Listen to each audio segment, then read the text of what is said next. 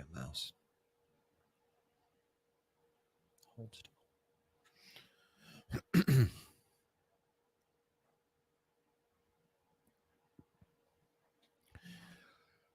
Hey, everybody. Welcome to Saturday night. Hope you're all doing well. We got a fun one, baby. We got guests. What's up, C-Dub? We got guests. We've got lively discussion on the way, but respectful. Is it not on? God damn it. Oh. Can you hear it now? Hey, Griff. I must have turned it down too low for me to talk. Oh, well. Anywho, so there's not much more to say other than fill your cup, light your smoke, hit the mother-loving like button, and relax. Because it's a round table here on the Saturday Night Chill.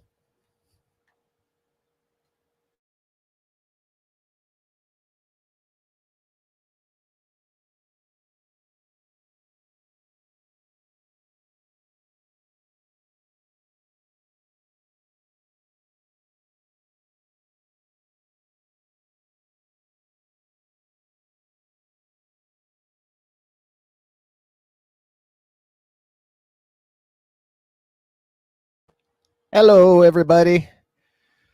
As I said, we got a round table. We've got guests. You already know them, but here they are.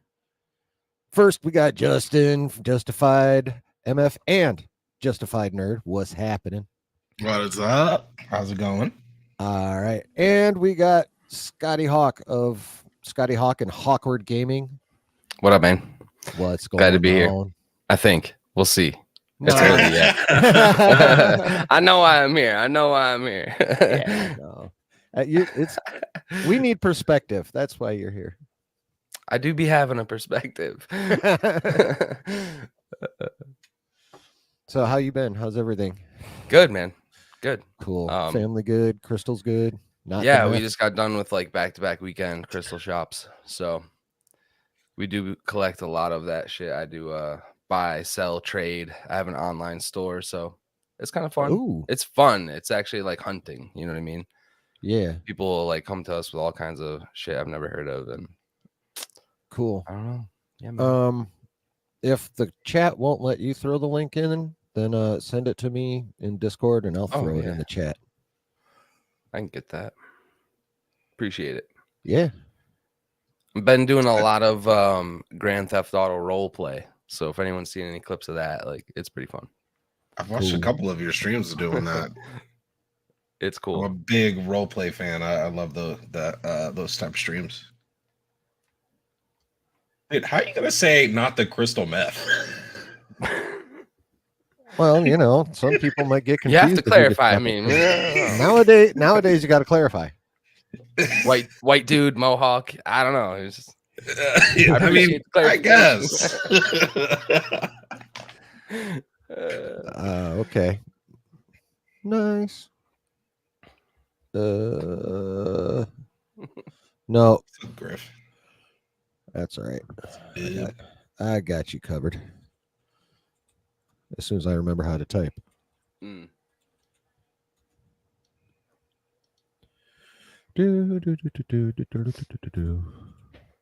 God damn it.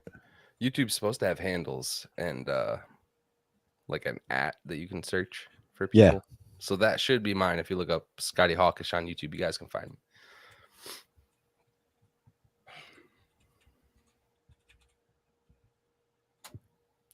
Bazinga.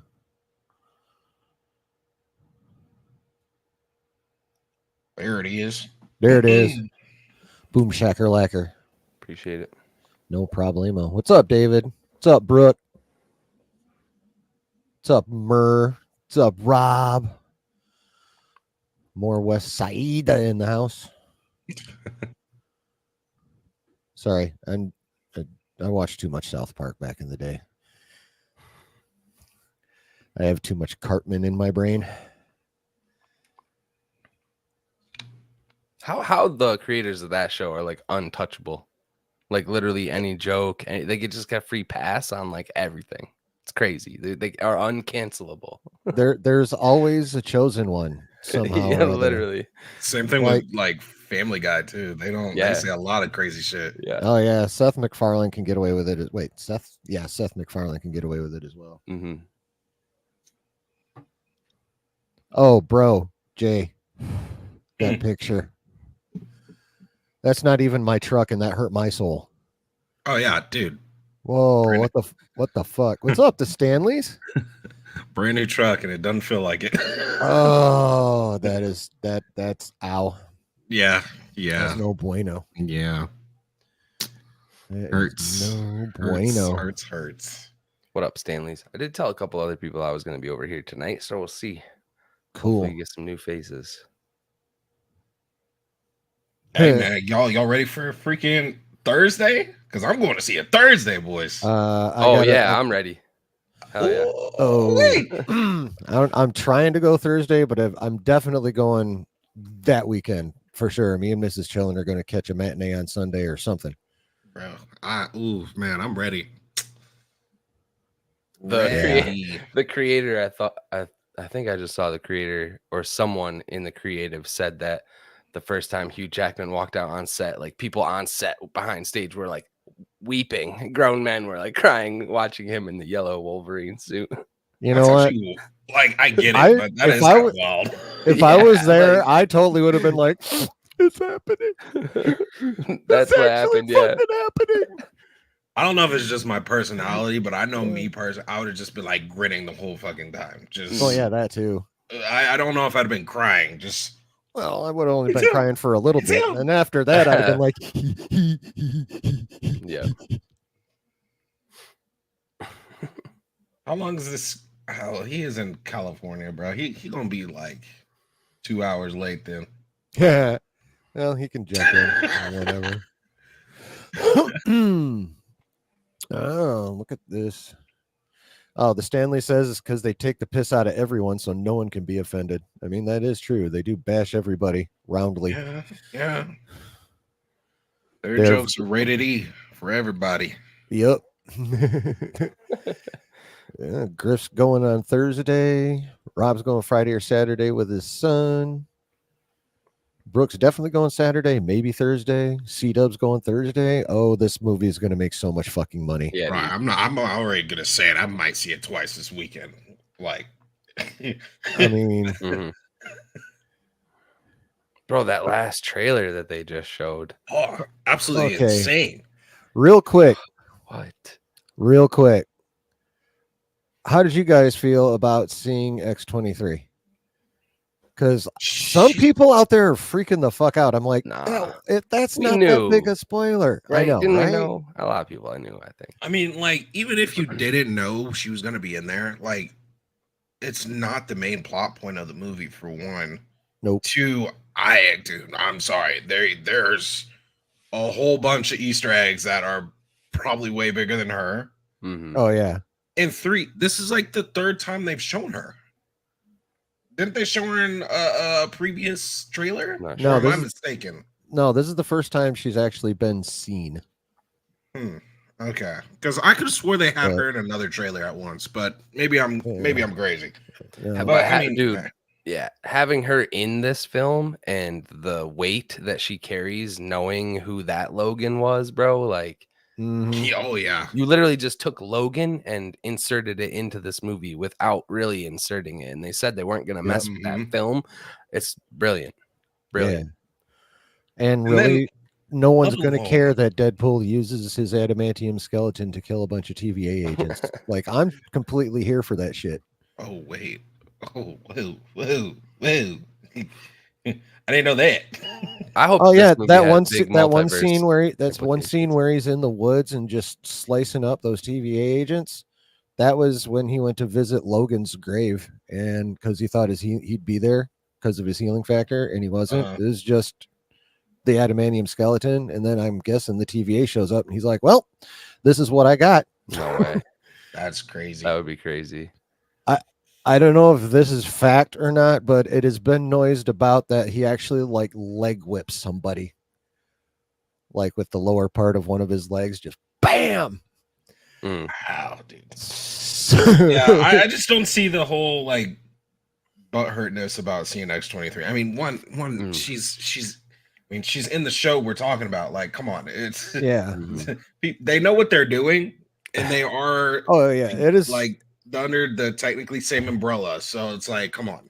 Yeah, guys. I thought it was crazy. Didn't they show a sling ring circle too in like one of them? They showed like a Doctor Strange. So like, I thought that was too much because I don't know how much it's gonna affect like the greater universe. I don't want to know until I watch the movie. Exactly. But seeing that, I'm like, oh well, here comes Doctor Strange. He's just gonna come pull them out of whatever they're fucking up, you know. Well, actually, to save the day. It's what's her fuzz using the sling ring. I think I heard Reynolds, that rumor too. Reynolds actually put her sling ring out, and it looks like it's got the time stone on one end and the reality stone on the other. Although Loki told us that they don't work outside their universe, so I don't know how effective they would be. There's a chance for Renslayer too, right? I think that would be huge. Oh, she'll be in there somewhere. If she's in this movie, I think that's a huge one. Yeah, I don't see any way she's not.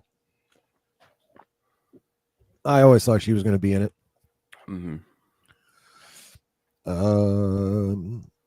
C-Dub says they go so hard on Disney. I love it. Needs to Parker and Stone. Yeah, when they choose a subject, they nail it. God damn right. Like Team America, like was totally just bashing like Desert Storm and that was the 90s. Kim Jong-un. Everybody.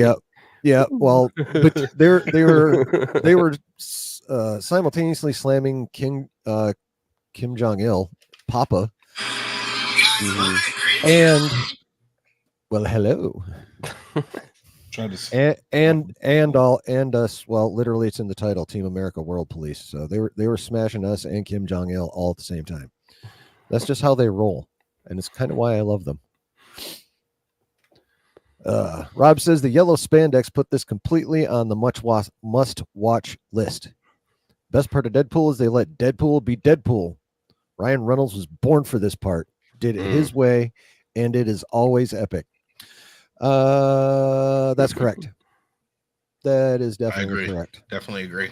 And just like Jackman was born to be fucking Wolverine, obviously. It's just crazy. Matter of fact, talking about letting Deadpool be Deadpool, Feige is talking a fucking lot today. I don't know if anyone noticed that, but he's dropping something today. He did some kind of interview or something because there's all kinds of Feige quotes flying all over the fucking place. And one of them was like, yeah, Blade will be R-rated. I mean, that's just as inherent to Blade as it is to Deadpool. So, I mean, that was if that movie ever sees the light of day. Well, there is that. Exactly. Exactly. No pun intended. Hell, you're right. But yeah, so that is a good point because that movie's been chilling for 5 years now. You know what I don't want to happen with the Blade movie, but I think it's going to happen is that like once we get a script and once we get that movie out, it's going to just be like episode 9 and like a previous script will leak and we'll all like that script way more. I don't want that shit to happen ever again. Just burn every old script that ever exists. Right. Because once a lot of people that read Duel of the Fates was like, damn, that would have been a crazy movie. But yeah. Brooks says I rewatched Logan the other day. Really good. Oh, it is. I should do that. Yeah, definitely. That movie is one of the best all-time comic book movies. Some people put it at their top. I'm not quite sure about that, but it is. It's like all time. It's definitely in my top 3. Like it smashes 99% of the MCU. Like that movie's fucking good. Yeah, it's pretty damn good. It's been a long time since I've seen that one, but yeah, it's pretty good. Yeah, definitely need to rewatch that shit.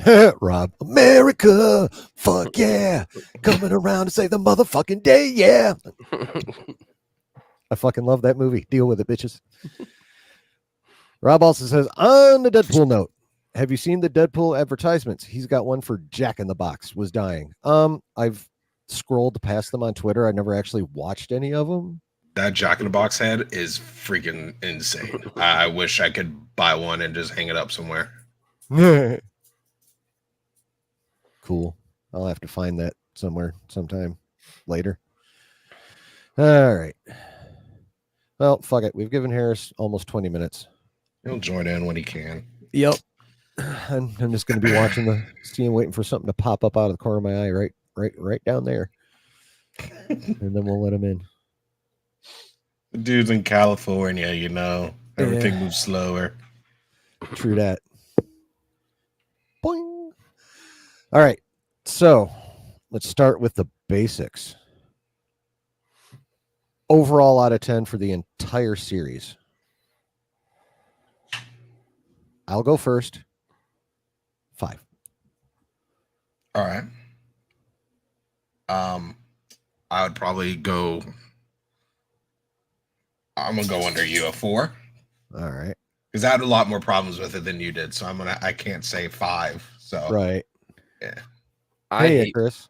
I hate putting numbers on things, and I never really have put numbers on things, so I can try to like say that I liked it about as much as Ahsoka, except it lacked that nostalgia feel. So it's definitely not as good as the Ahsoka show. Everyone is complaining about writing, but I put the writing right up there with like Kenobi. There was some stuff in Kenobi that I didn't agree with as well.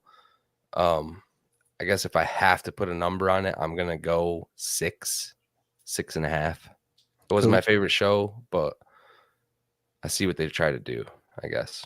Yeah, I think for me that was like the biggest problem. I could see the skeleton of the good story in there as I was watching it, but they failed, at least for me, to flesh it out enough themselves. Like, we all had to do too much thinking about the story ourselves. Like, oh, this is probably how this happened. Oh, this is probably how this happened. You know, they relied on us as the audience way too much, I think, to flesh out the story. I think every TV show that they do, I personally can already knock off like 2 points of how good it's going to be for that exact reason. Like, there's not enough time within a 30-minute episode to flesh this out. I wish that they would do Game of Thrones length episodes, 48 minutes, 50 minutes, like, you know? Yeah, that's been my biggest problem with the Disney Plus formula. Like, I would love to just have at least a consistent time limit through the shows. Like, they walking vary in so much too. I know, dude. Throughout the Walking whole in, series. Sometimes you can almost get, like, there's some shows, I forgot exactly which ones, but you could walk in and it's like a 28-minute episode. And then the next week it'd turn around and be like a 40-minute episode. So that is one of the biggest things I really do not like when it comes to the Disney Plus shows formula thing. It's give us a consistent amount of time. Yeah, and that'd be good.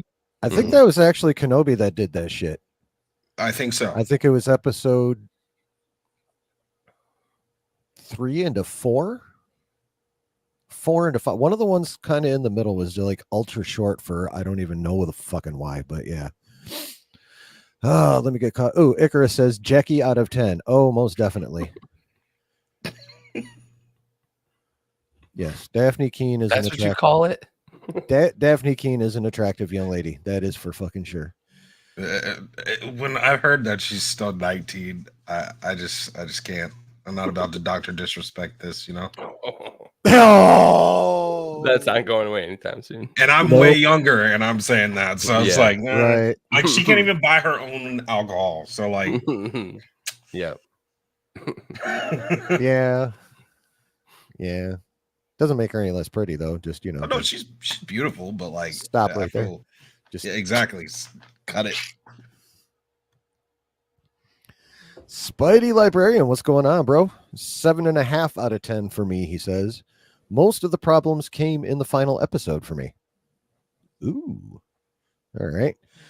Scotty gave himself another half a point to a point.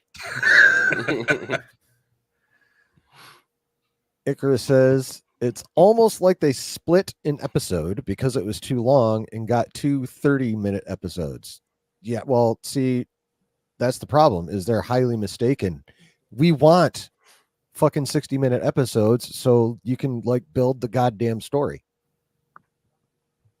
But anyway, Mm-hmm. Icarus says alcohol is 18 plus and beer is 16 plus in my country.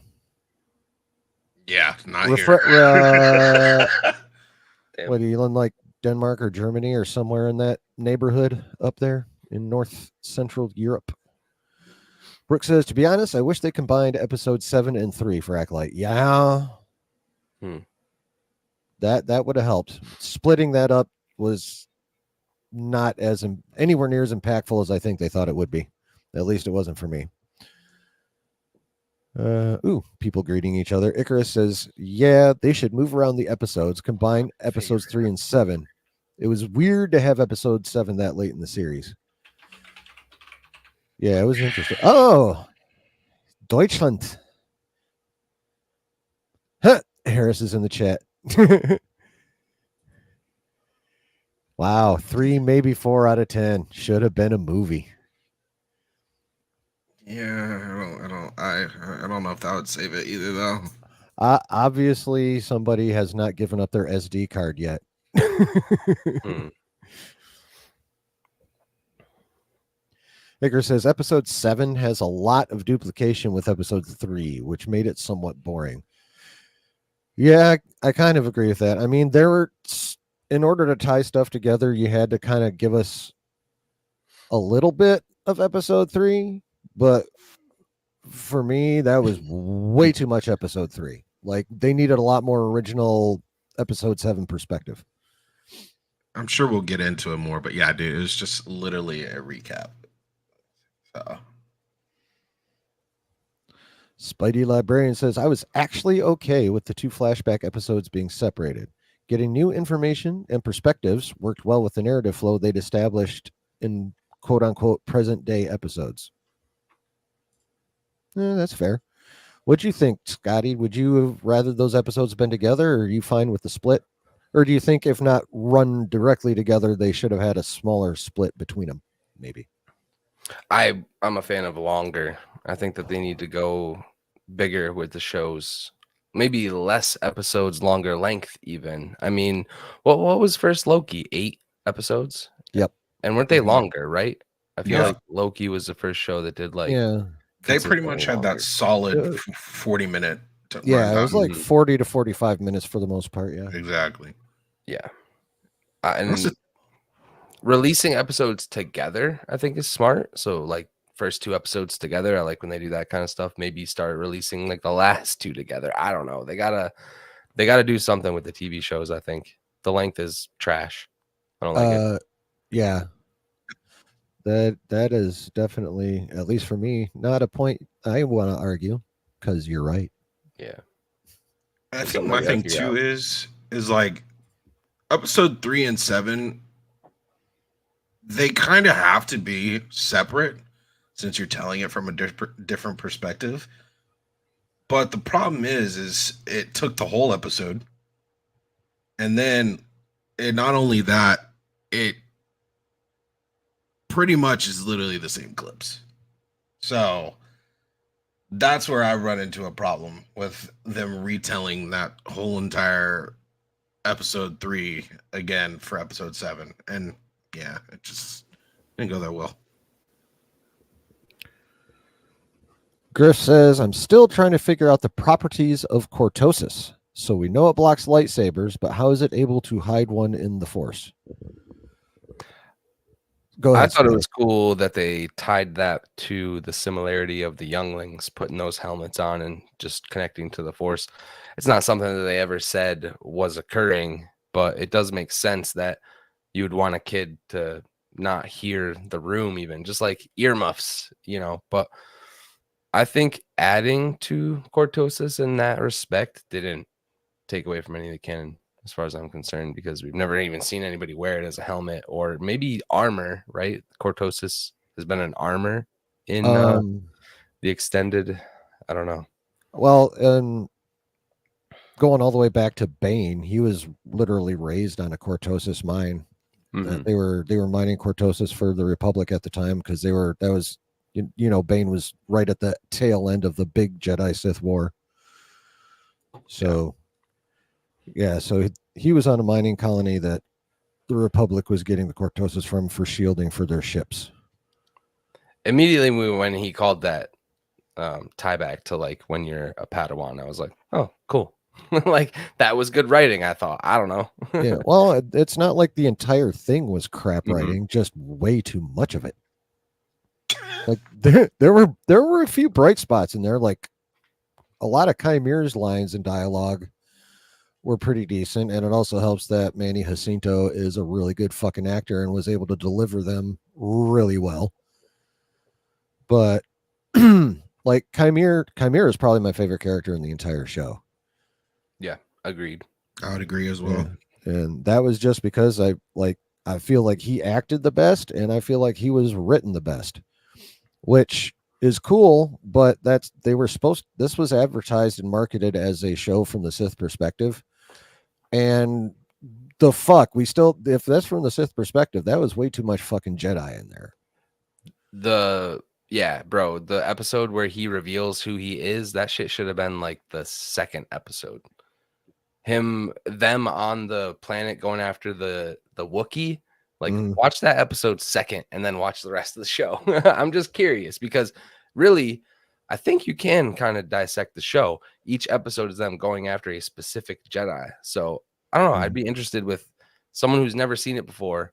Just show him that episode first where he reveals himself floating down as the Sith. But that, like, if he was the focus from the beginning, show Plagueis even. I don't give a shit, but let us know what that relationship is. That makes it Sith centric, not centered on the twins, really, for the whole first 6 episodes.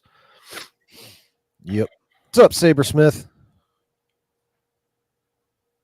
Talking Turd is a hilarious name. Hey, Talking Turd. Let me get caught up with chat here real quick. Ooh, I love this. I actually have to scroll. Okay, so Brooke gives Acolyte 5 out of 10. Spidey says if they released episodes 7 and 8 together, I think that would have helped. Scotty Hawk. Yep. Brooke says I liked those episodes too. To be honest, like the lightsaber action sequences for what it's worth. The action is something I definitely.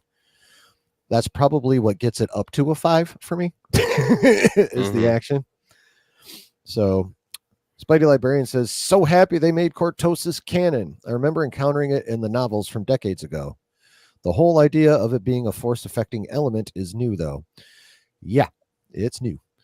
I liked Soul at the beginning of the show, to be honest, says Brooke. And also, Chimere's helmet looked pretty terrifying, so that's a plus. It was...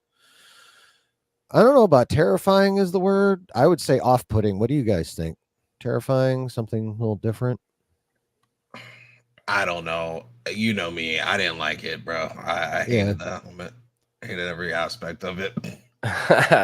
It looked very Inquisitor-esque. I see you appreciate what they were trying to do with it. Right.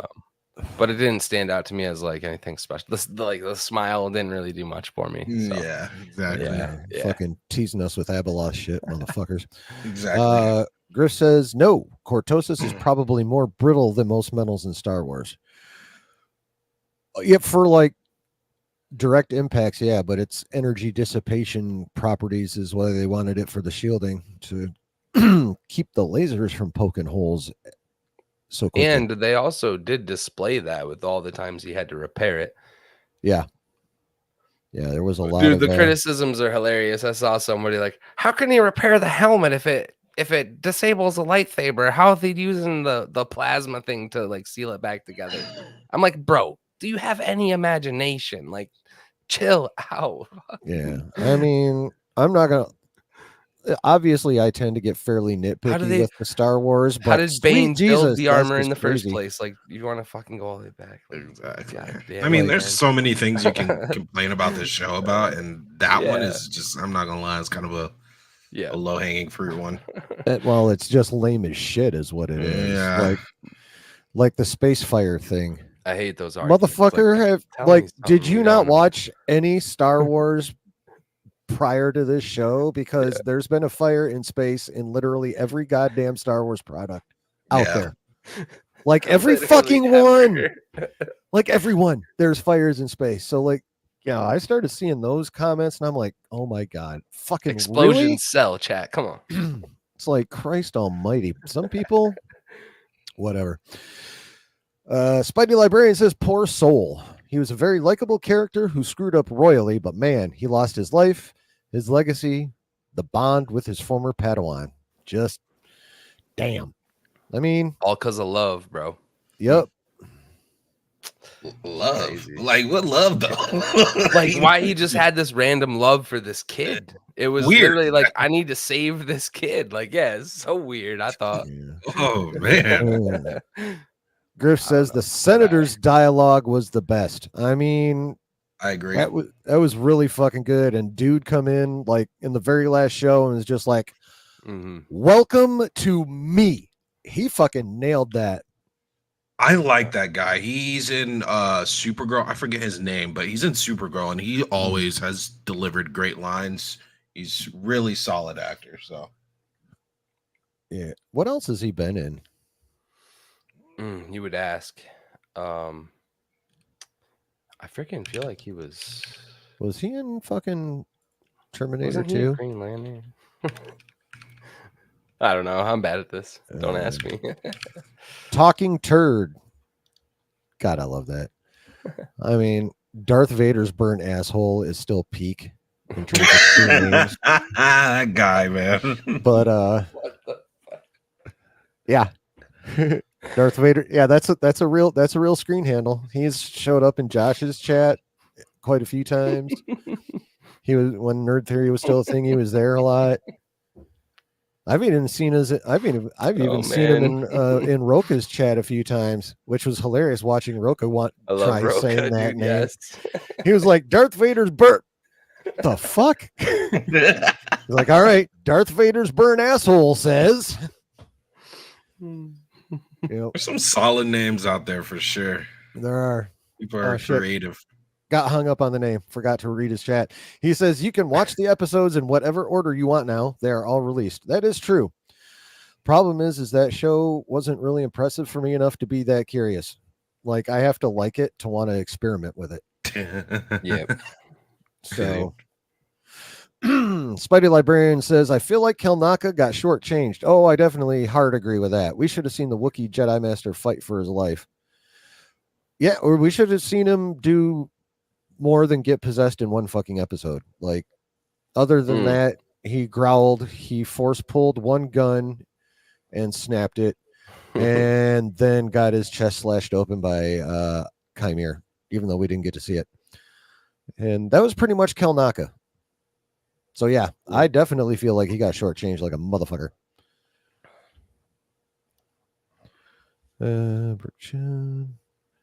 Talking Turd says you could skip episode 3 and replace it with 6. Yeah, that's not how they released it though. That's the only issue. It's like when you're watching it as it's released, that's what came out. Yep. Doesn't help it. Brooke says, yeah, Acolyte should have been darker. I mean, supposedly being Sith based a little bit, yeah, and would have been better if it was focused on Plagueis, Tenebris, and Palpatine, and respecting canon. It would have been, that's too far back for Palpatine, no matter which way you slice it. Yeah, if we'd have gotten a peek at either one of those two, that would have been cool. I actually, personally, I wouldn't have minded seeing Tenebris. I'd like to see a Sith Bith. Say that 5 times fast. Sith Bith. That's another thing that did the show a disservice, was not actually using an event, any line in the script to pin down the timeline for people, because like we know kind of what's happening at the end of the High Republic based on books and things, but this does not tie to any of that. It's almost like this happens 100 years after what I've been reading, so we don't really know how it connects, and that's frustrating as somebody who is like, where's all the High Republic connections? There really wasn't any other than the name drops. That was it. Other than knowing that these people, Vernestra Rowe, I think she's one of the only ones that's even in the books. All the other people are new. So weird choice. Yeah. And I didn't even read the High Republic, so you've read a lot of it, yeah. Yeah, and you know, the show really isn't what the books are. So it's hard to like. I tried to come in here and like I encourage anybody who's interested in the High Republic at least buy the first book, The Light of the Jedi, because it's really well done. It's good Star Wars. But the comics, they get judged based on NPC haircuts and shit. So it's just like, I don't know. I bought the first 10 comics and I don't have the money to keep doing it. There's good stuff in the High Republic. I don't feel like the show really represented it yet. This was kind of like the show just felt like it was purposefully tying the two together.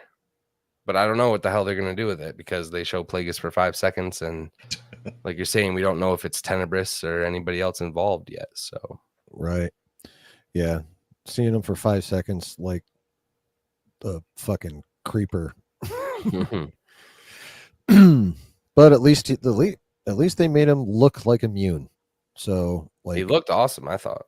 Yeah, actually, in terms of, you know, a lot of art about him that I've seen, a little head cannon. Yeah, I thought he looked really good. I'll give them a wee bit of credit for that. Talking Turd says this was a really good series, a great concept and story, and more to like than dislike as I saw it. I agree with you, the concept, and I agree with you, the bare bones of the story. The problem was they left that honky a skeleton instead of giving it some meat. So, all right. Is this a typo?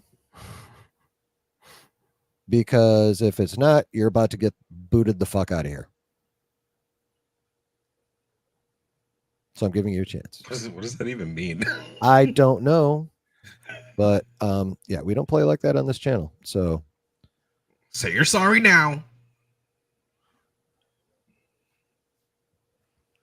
All right, moving on. I'm still so far behind on the chat. A Spider Librarian says disconcerting. Yeah, that's a good word. Well, just go to the recent. You'll be scrolling back and forth all stream if you try to keep catching up. Yeah, that's true. Go back a little bit. Yeah, you cut me off. I rambled. Martian Manhunter. Icarus says he's going to be Martian Manhunter in Supergirl. David Harewood is the actor's name.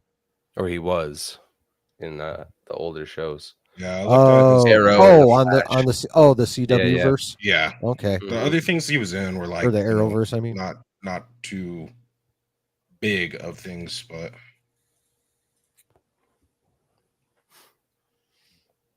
I don't know. He just came in and with 5 people's worth of big dick energy and just started dropping science, and that was fucking awesome to see. That dude just okay, I get 2 scenes. I'm owning these scenes. Fuck everybody else in this room. And he fucking came in and did that shit. I was very impressed with him.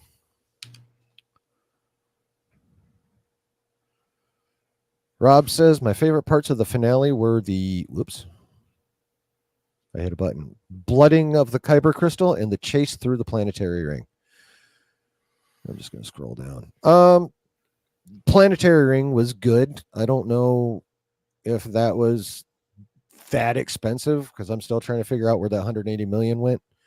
But that was a really good scene. Like the visuals were done really well.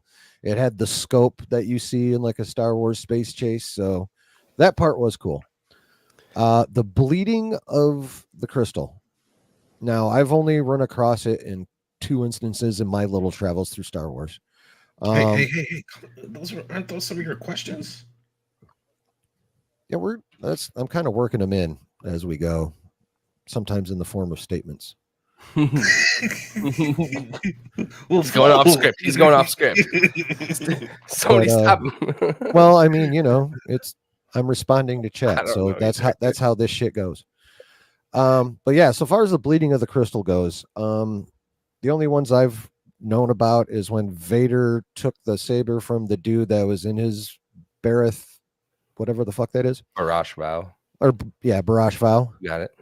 And then, he had to go take his saber and then bleed that crystal. But bleeding a crystal in that case, and in the case of the homie in Jedi Survivor, both took like concentration on the crystal directly.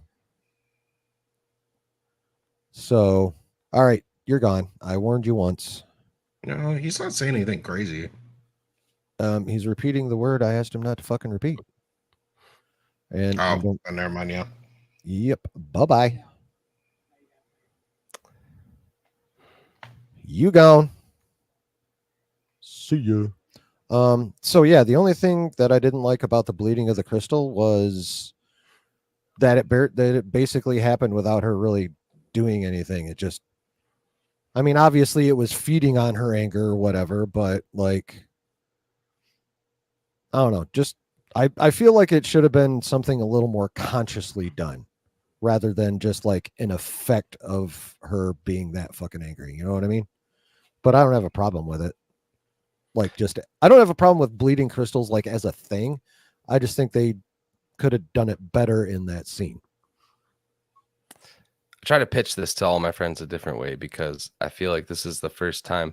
So when we see Dagon Gara do his shit, that's the video game guy. Yeah, he's pissed. Clearly, he's pissed. He's been locked up. He's been, trapped in his thoughts, or who even knows if he's conscious during all of this. But this is the first instance where I've seen the force, the dark side take somebody. Like this, the dark side took her, dude. She was telling Soul to stop talking. Like he was making the shit worse for everybody involved. And I don't know. I thought the whole her veins, like her blood being pulled, you could see towards the crystal. Like, I don't know. I thought that shit was fire. I've read the comic about Vader and his journey to get his thing. And the thing about that too is everybody forgets that Palpatine don't give a shit about Anakin Skywalker, Darth Vader. He's making him do all this shit to piss him off more. Like he's telling him, no, you can't use a saber. No, you can't use the Force. You have to go steal it from a Jedi. He's making them do that shit because he doesn't like him. It's not like every single Sith has to get their saber and their crystal that way. So that's just some shit Palpatine comes up with. I don't know. Yeah, where I didn't like it, where I had the issue is, I mean, for me, it felt like when you were going through the game of Jedi Survivor, like that anger from him has built up for years and years and years, and he's lashing it out. And to me, it like kind of you don't get the buildup, but you understand the buildup. And then with Vader, obviously, like the buildup of where he gets all his anger and how he's so pissed, and it makes it's a gradual transformation versus, okay, you just choke somebody out real quick. Yeah, I wasn't a big fan of that part. Because I mean, I hate to bring it back to the episode 3 type thing, but I mean, Anakin slaughtered everybody. So I would say he was way seduced by the dark side than Osha was at all, because I mean, there's still love in Osha's heart for her sister. So I don't know. It didn't set well with me. That argument is 100% valid, because even when he goes and kills all the fucking Tuskens, he's talking about women and children and crying and shit, and that wasn't enough to turn him. So exactly. And I think Anakin did way more gruesome, way more hateful, way more dark side level stuff to even kind of keep his, I didn't say that right, to not have his crystal bled, if that's how bleeding a crystal is kind of done. So I could have done without that the blue to red right there, because it just felt super rushed in my opinion, for sure. The Force has got kind of muddled recently too. I'll say there's been many dark side users who do not have yellow eyes, who are not 100% Sith. I mean, even Balin Skoll and his apprentice that we just saw recently, there's no Sith Like we haven't seen a Sith we recognize in decades. So I don't know. The Force, I just appreciate how the Force, I think, was a lot more involved in this turn. And like even Dagon, like I love that video game, but really, like what was taken from him? He didn't get his own little temple. He didn't get to go like have his own little secluded little place by himself. And you know, No, they just took his toys away, really. Like being selfish and entitled are big chunks of, you know, the path to the dark side. The shadow of greed they are. So, yeah.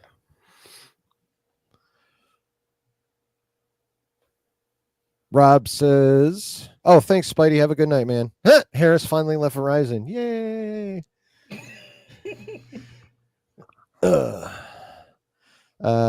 Okay, Rob says, "I'm with Scotty's opinion. It was the complete shattering of a person's whole life in an instance.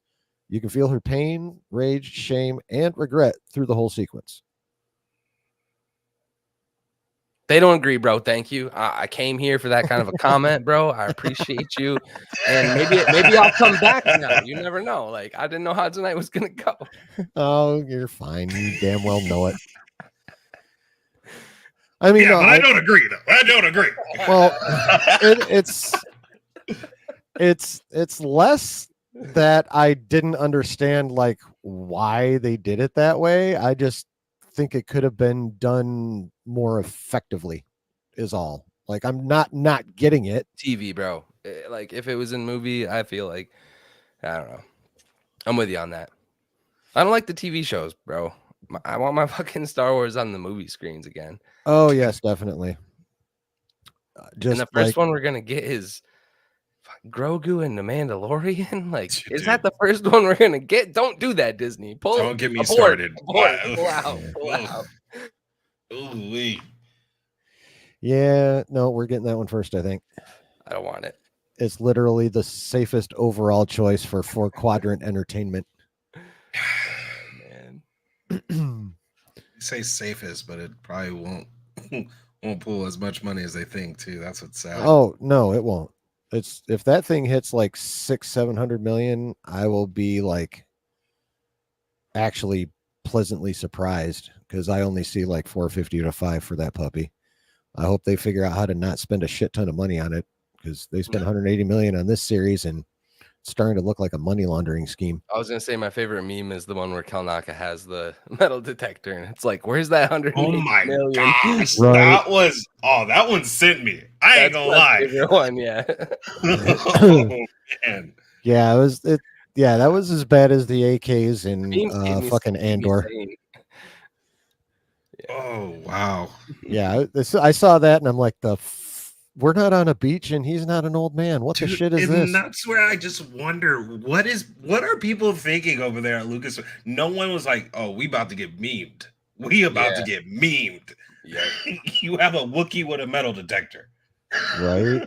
No one said that. anything. Before they even did that, they had Yord. Oh, man. You knew a lot of memes were coming with Yord. I mean, the funny part is, chilling. Yes.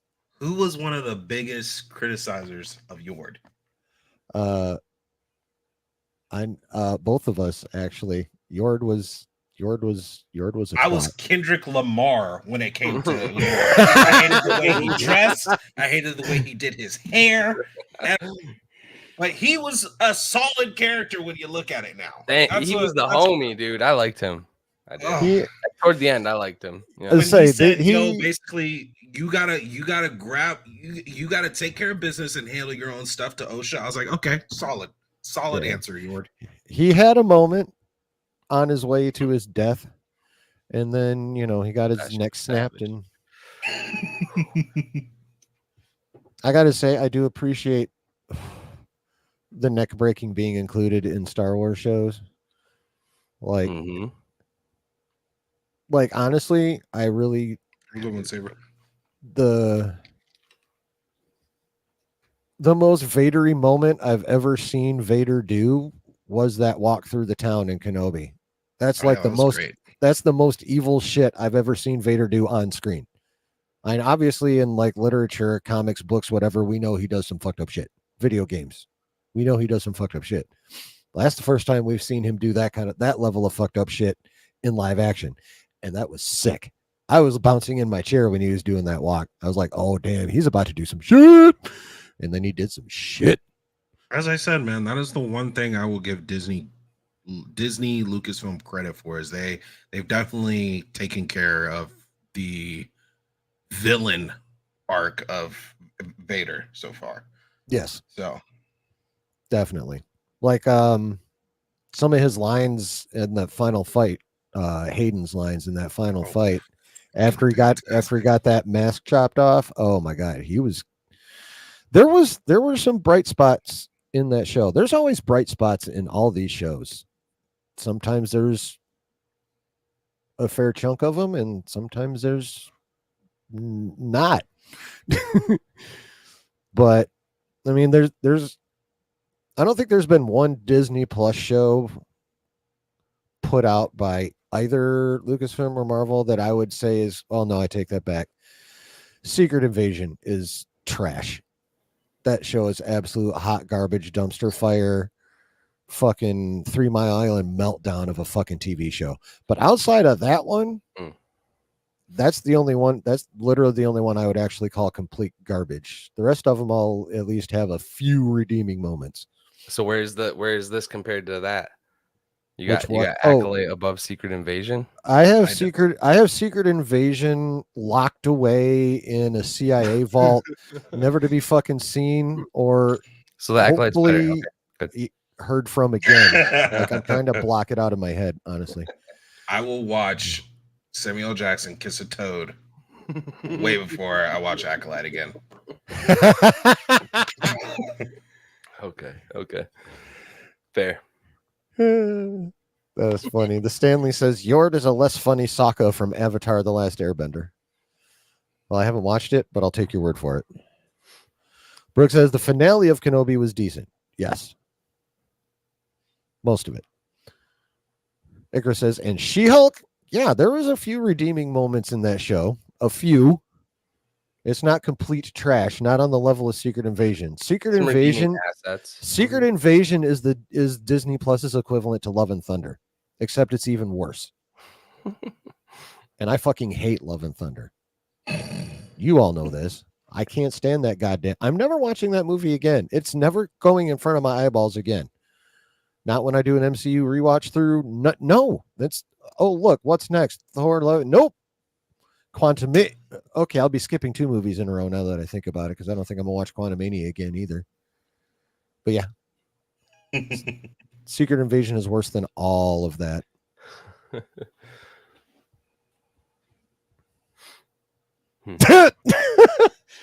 Oh, and Rob comes through with the ultimate Robness. If the writing stays this inconsistent, we'll get Yoda saying, on a camping trip, the younglings and I will go. Alone we will be. Okay. Why we got it literally? Did they not look predatory enough in the show? Like, come on, don't do that to Yoda. No. Oh, what was it? Someone posted that shot of just the back of Yoda's head. And of course, me being me, I had to throw in the comment. It's like, well, maybe that was Yaddle from Yoda's point of view. Dude, why does he still look just as old as he did in the originals? The back of that head looked old as hell. I saw people complaining about he's that. Like, too. Yeah. At this point in time, he's still about 800 years old. But yeah, he's younger than what he looked like in the sequels. And he looked in the prequels? Not the sequels, the originals. And that literally looks like the back of the head they grabbed from the original puppets. Yeah. Yeah. It's a nitpicky complaint, but it's one. Okay. It's one. Yeah, you got 180 million. You could just take one and do like the top bridge of his head real quick. I know. Make his hair not as white. But you remember they literally said they wanted more Yoda in there, but they couldn't afford it. That's a fucking quote in an interview. And I'm like, 180 million? You could have given us CG Yoda from the fucking prequels, bitch. What the hell are you even talking about? The fuck? Icarus says I need to watch Avatar, but not the movie by M. Night Shyamalan. Yeah, I've heard that movie is basically universally hated. by anyone yeah. that knows anything about Avatar, and Oh, yeah. even by some that don't. It's pretty bad. It's pretty bad. Yeah. Am I the only one who thinks Space Trinity was way underutilized? Like, you got goddamn Carrie Ann Moss, dude. What the fuck are you doing? Mhm. Like, what the actual fuck are you doing? She gets she gets Trinity in a brown robe scene and a few conversations and one mind blast, I'm assuming that was, to free Kelnaka that, like, I don't know, evidently she's got a lot of force, like, power through her, like, her psionic abilities, because she broke that and killed all them bitches at one shot. Still don't know. Yeah, still no idea what the hell is going on there. But Yeah. Well, for me, I kind of appreciated it actually, because I've read a lot of books with people with, ESP in varying forms, and telepathy and being one of them. And so they, some of them were able to do cool shit like that, like dip into something and just fuck people up. So I was like, you know what? That's actually kind of cool. I thought that was kind of cool. And it's I mean, it is kind of, what the fuck was with it when OSHA's got the helmet on right, and yeah. some shit's like attacking her and he goes to try to get it off and his eyes blacking out. So like, what's really good with the helmet? Like, I think there's more. And because Momin, like, we've seen the helmets being possessed before. I don't know. Right. There's something going on there. I mean, now that they showed Plagueis, maybe he was fucking around with it. Because at first I'm like, what? Mhm. Why are they giving us something else that they're probably not going to fucking explain? Right. And they really haven't. Like, I'm just guessing that it was Plagueis because, they showed him. Mhm. How much you want to bet you never get that answer? Well, it's entirely possible that we won't get that answer because we don't get a season 2. But then again, I think we're getting a season 2. But then again, this is Lucasfilm. It'll probably be greenlit by the end of August. So, dude, what are you talking about? It's going to be the SDCC thing. It's going to announce it. Space Trinity was just there to tackle Wookiee Jedi. I mean, it was useful. Kept him from killing both Soul and homie that killed himself for. Still not sure what his problem was that he needed to die from. I mean, unless Mother Honest say yes, fucked him up that bad.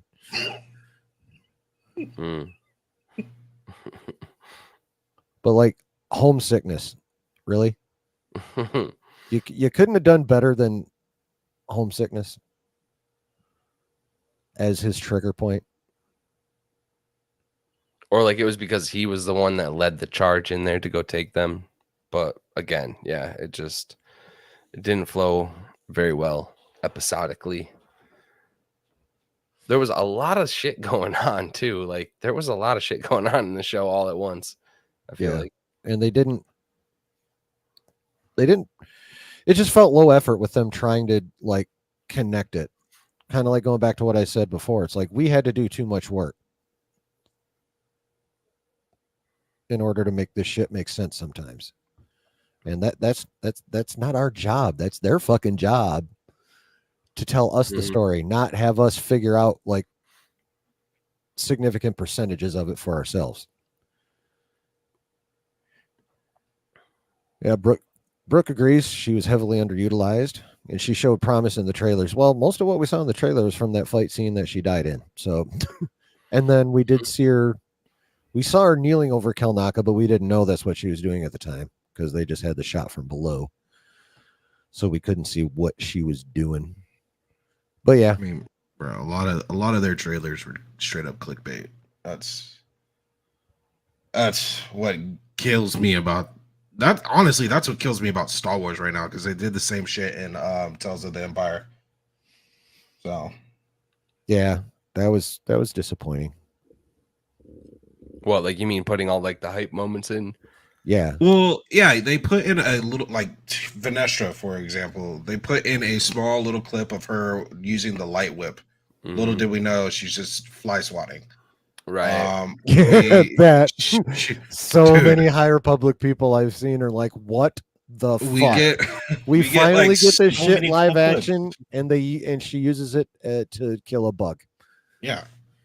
Even I was like, I've never read a High Republic book in my fucking life, and even I was like, the fuck? You promo a light whip, and then she kills a bug with it. Yeah. So like I it's a ongoing thing that Lucasfilm keeps doing at this point, and I've like with what was it, Empires, they have Vader, you see his boots, you know it's Vader, and then when we get Vader, it's literally him just sitting in a chair. So it's Yeah. like what are we doing? Yeah. See, I thought they were going to have her know who he was too. Like, honestly, I thought she'd like make a face and come to some realization. I'm glad they didn't, because no one's supposed to know, especially not Oh, Barris? her. Yeah. Yeah. Yeah. Rob says they could have the Wachowski sisters take an era in a unique way. I mean, they could. It'd be definitely be very Matrix like, but that kind of ran out of steam after really the second one. Anyway, Icarus said it's sad that the best characters died in season 1, except Chimere and Lightsaber Whip. Vernestra. Well, they kind of had to. Right. So there's that. Yeah, Rob we really says, all had to. yeah, I mean, they did sew that up properly. That was one thing I was keeping my eyeballs out for, but literally everyone that's seen Chimere is either dead or with him or had their mind wiped. Or spying on him from around the corner of a cave. Or it's just withholding information from Yoda. That too. Oh, that reminds me. I fucking called it. How Vernestra and Chimere were connected. I fucking called it. You can go back to my episode 6 review. The receipts are all fucking there. I called that shit. And then she literally said it out loud. My former student. I'm like, okay, I'm done. But yeah, I just wanted to bring that up one more time for now. Rob says, if there is a season 2, juxtaposing the political struggles of the Jedi against the Acolyte's journey into the darkness would explain why the Jedi were so blind to the Sith. Well, I mean, that definitely was working against them come Phantom Menace time. That's for fucking sure. You know, it is kind of crazy being someone who's read the books, how the Republic is turning against the Jedi in this series, because it was the Jedi and the Republic working together, I think, probably for the first time, that stopped the denial. The Nile had the ability to like travel through hyperspace. They described it like a dragonfly pattern of flight, how they can just like jump and like be in one place and in another. So they weren't traveling through hyperspace in straight lines like normal. That's a callback to why Vernestra doesn't like using hyperspace, because hyperspace is pretty much not secure anymore. Like there's no judging what could happen to you in there, and you have no control over what happens in there. Doesn't she also get visions? I don't know. I heard someone talking about that. But yeah, I think it's all like PTSD from hyperspace being just a shit show back then. Oh, yeah. I mean, they did reference that disaster. But then to see the Republic being so much against them in this, when the Nile literally were doing whatever they wanted before the Jedi and the Republic started working together. So it's like now the Nile gone, and it's like, oh, Jedi bad again. It's just like, that's how quick they turn on them. Wow. So was Vernestra, like, when you were reading the books, was Vernestra like one of your favorites? Dude, she is the Anakin Skywalker of the High Republic. She was a Jedi Knight at 16. I don't know when she was ever, I don't like what she is now, what council she is, or if she's a master. She's obviously had a Padawan. But like now you've had a failed Padawan. So we know now she's had at least 2 Padawans, because in the books her Padawan dies. Her master was on Starlight Beacon as it's crashing into the planet that she's standing on the surface of, like looking up at. So when Leslie Headland says she's been through some shit, like she's been through some shit. Like her master, her old master and Padawan both killed during the whole Nile thing. This whole Chimere is brand new. Like her taking on a second Padawan after all that was probably a big mistake, in my opinion. Yeah. So did you think that they did her dirty with basically turning her like into a secret keeping kind of. I want to know more. Yeah, because she's not anything like she was. She was like the hopeful young Jedi Knight. You know, I don't know how else to describe her. She was like Anakin at his prime.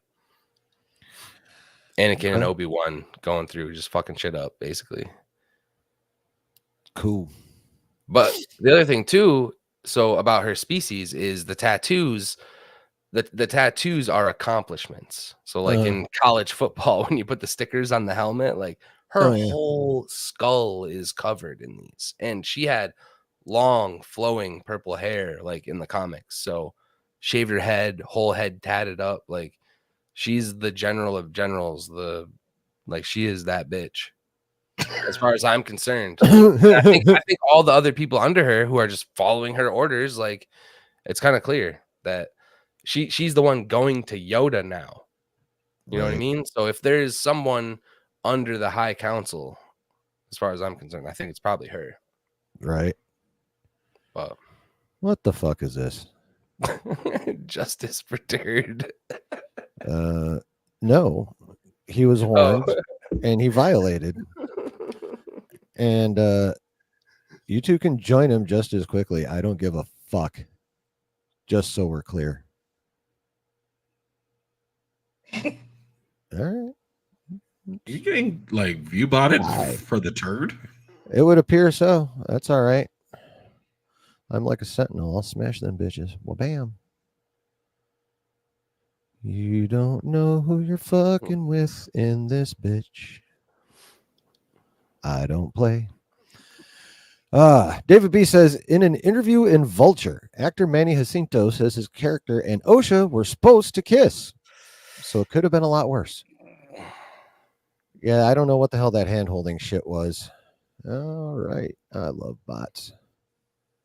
See ya. Yeah, but I've got the ban button. You can keep alting and I'll keep booting, motherfucker. So. Bro, a kiss? Woo-hoo. What do you think about a kiss?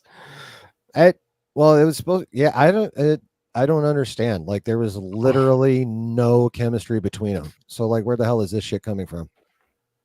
They're just trying to work in that whole desire thing. I think a kiss may have worked when they were like fighting and she held the saber to like in that moment, but not at the end finale where he's like forcefully holding her hand and shit. That's weird. Yeah, that was a little goofy. I don't think that whole relationship was just forced. Like it was cringy, it was weird. It's just like, okay, we get it. Y'all are gonna end up running off together. Cool. It's TTS number 2. We had TTS 1 already. What the my ban button violates free speech. Actually, it doesn't violate free speech because my YouTube chat is not protected by the First Amendment, bitch. It's protected by me. This is a dictatorship, bro. Keyword dick. Exactly. Dude, don't even pay it, dude. He's just gonna keep going. Well, bam! I know, that's fine. I got a mouse. Okay, but if you unban, you have to subscribe with all 10 of those. Fuck that. They'll just be back again. How do I get rid of this motherfucker, though? I didn't even mean to put that on there. It's supposed to remove that shit. Well, actually, that's still kind of funny, though. So fuck that guy. Okay, there we go. Yeah, so they said they are hiring an intimacy coordinator or whatever. I remember that when this was coming out. For what? I'm assuming the lake scene in episode whatever one that was 6 must be. It had to be for Manny's fanny. And man. From the look on her face, his saber as well, even though she was already holding it, sort of. Justin's just like, shut the fuck up, bro. Oh man, the show's just it's a show. It is a show. As I said, everyone knows I was definitely almost not even about to finish the show. So Yeah, I'm glad you went through it. Hit the dingleberries. Yes, that is correct. I was well ready to win a national championship. Oh, right. How is that going, by the way? Oh, dude, I'm going crazy over at A&M. Oh, nice. Oh yeah, I just missed the Heisman vote though. Oh. I think it's rigged. Russia might have had some interference. Who knows? Yeah. Let's get down to the dirty on this show, man. Because this, Nice Whew. one, Griff. Hashtag Jay's not a quitter. dude, I was about to. As I said, y'all will not guilt trip me into watching season 2. No, sir. I am out for a while, boys. Yeah. I'm gonna check out the show we know nothing about other than the title Skeleton Crew when that comes out. Oh, well, hello there. Slowly but surely. Howdy, y'all. What's happening, going on, man? Bears? What's happening? Aaron, Justin, Scotty. Howdy. So now that hi Kitty, I saw the tail. So, all your thoughts on everything that we just talked about? Go. Yeah, pretty much. I'm just kidding. Probably 4 out of 10. 3 out of 10's going low. 4 out of 10 because I think it could have been done not well per se, but decently, at least in a film. I still think the story at hand would have been better within a 2.5 hour or 2 hour, 15-minute kind of time slot. Reworked a little bit at least, But yeah, y'all know my thoughts on this. We've been watch partying and afterthought. You think? But where are we at? What is the topic at hand? Slow motion. Yeah, Chillin has a couple questions, I know. So, Oh, yeah, I gotta find them bitches. I was trying to switch it up. Yeah. Slow motion. I mean, I've been swinging the band hammer like Thor on speed, so there's yeah, that. that's what I'm saying, dude. You can't just keep reading the chat because we're gonna be dealing with them. Luckily, it seems to us, subsided for a little bit, but yeah, we're gonna be dealing with that and not get to any topics. Yeah.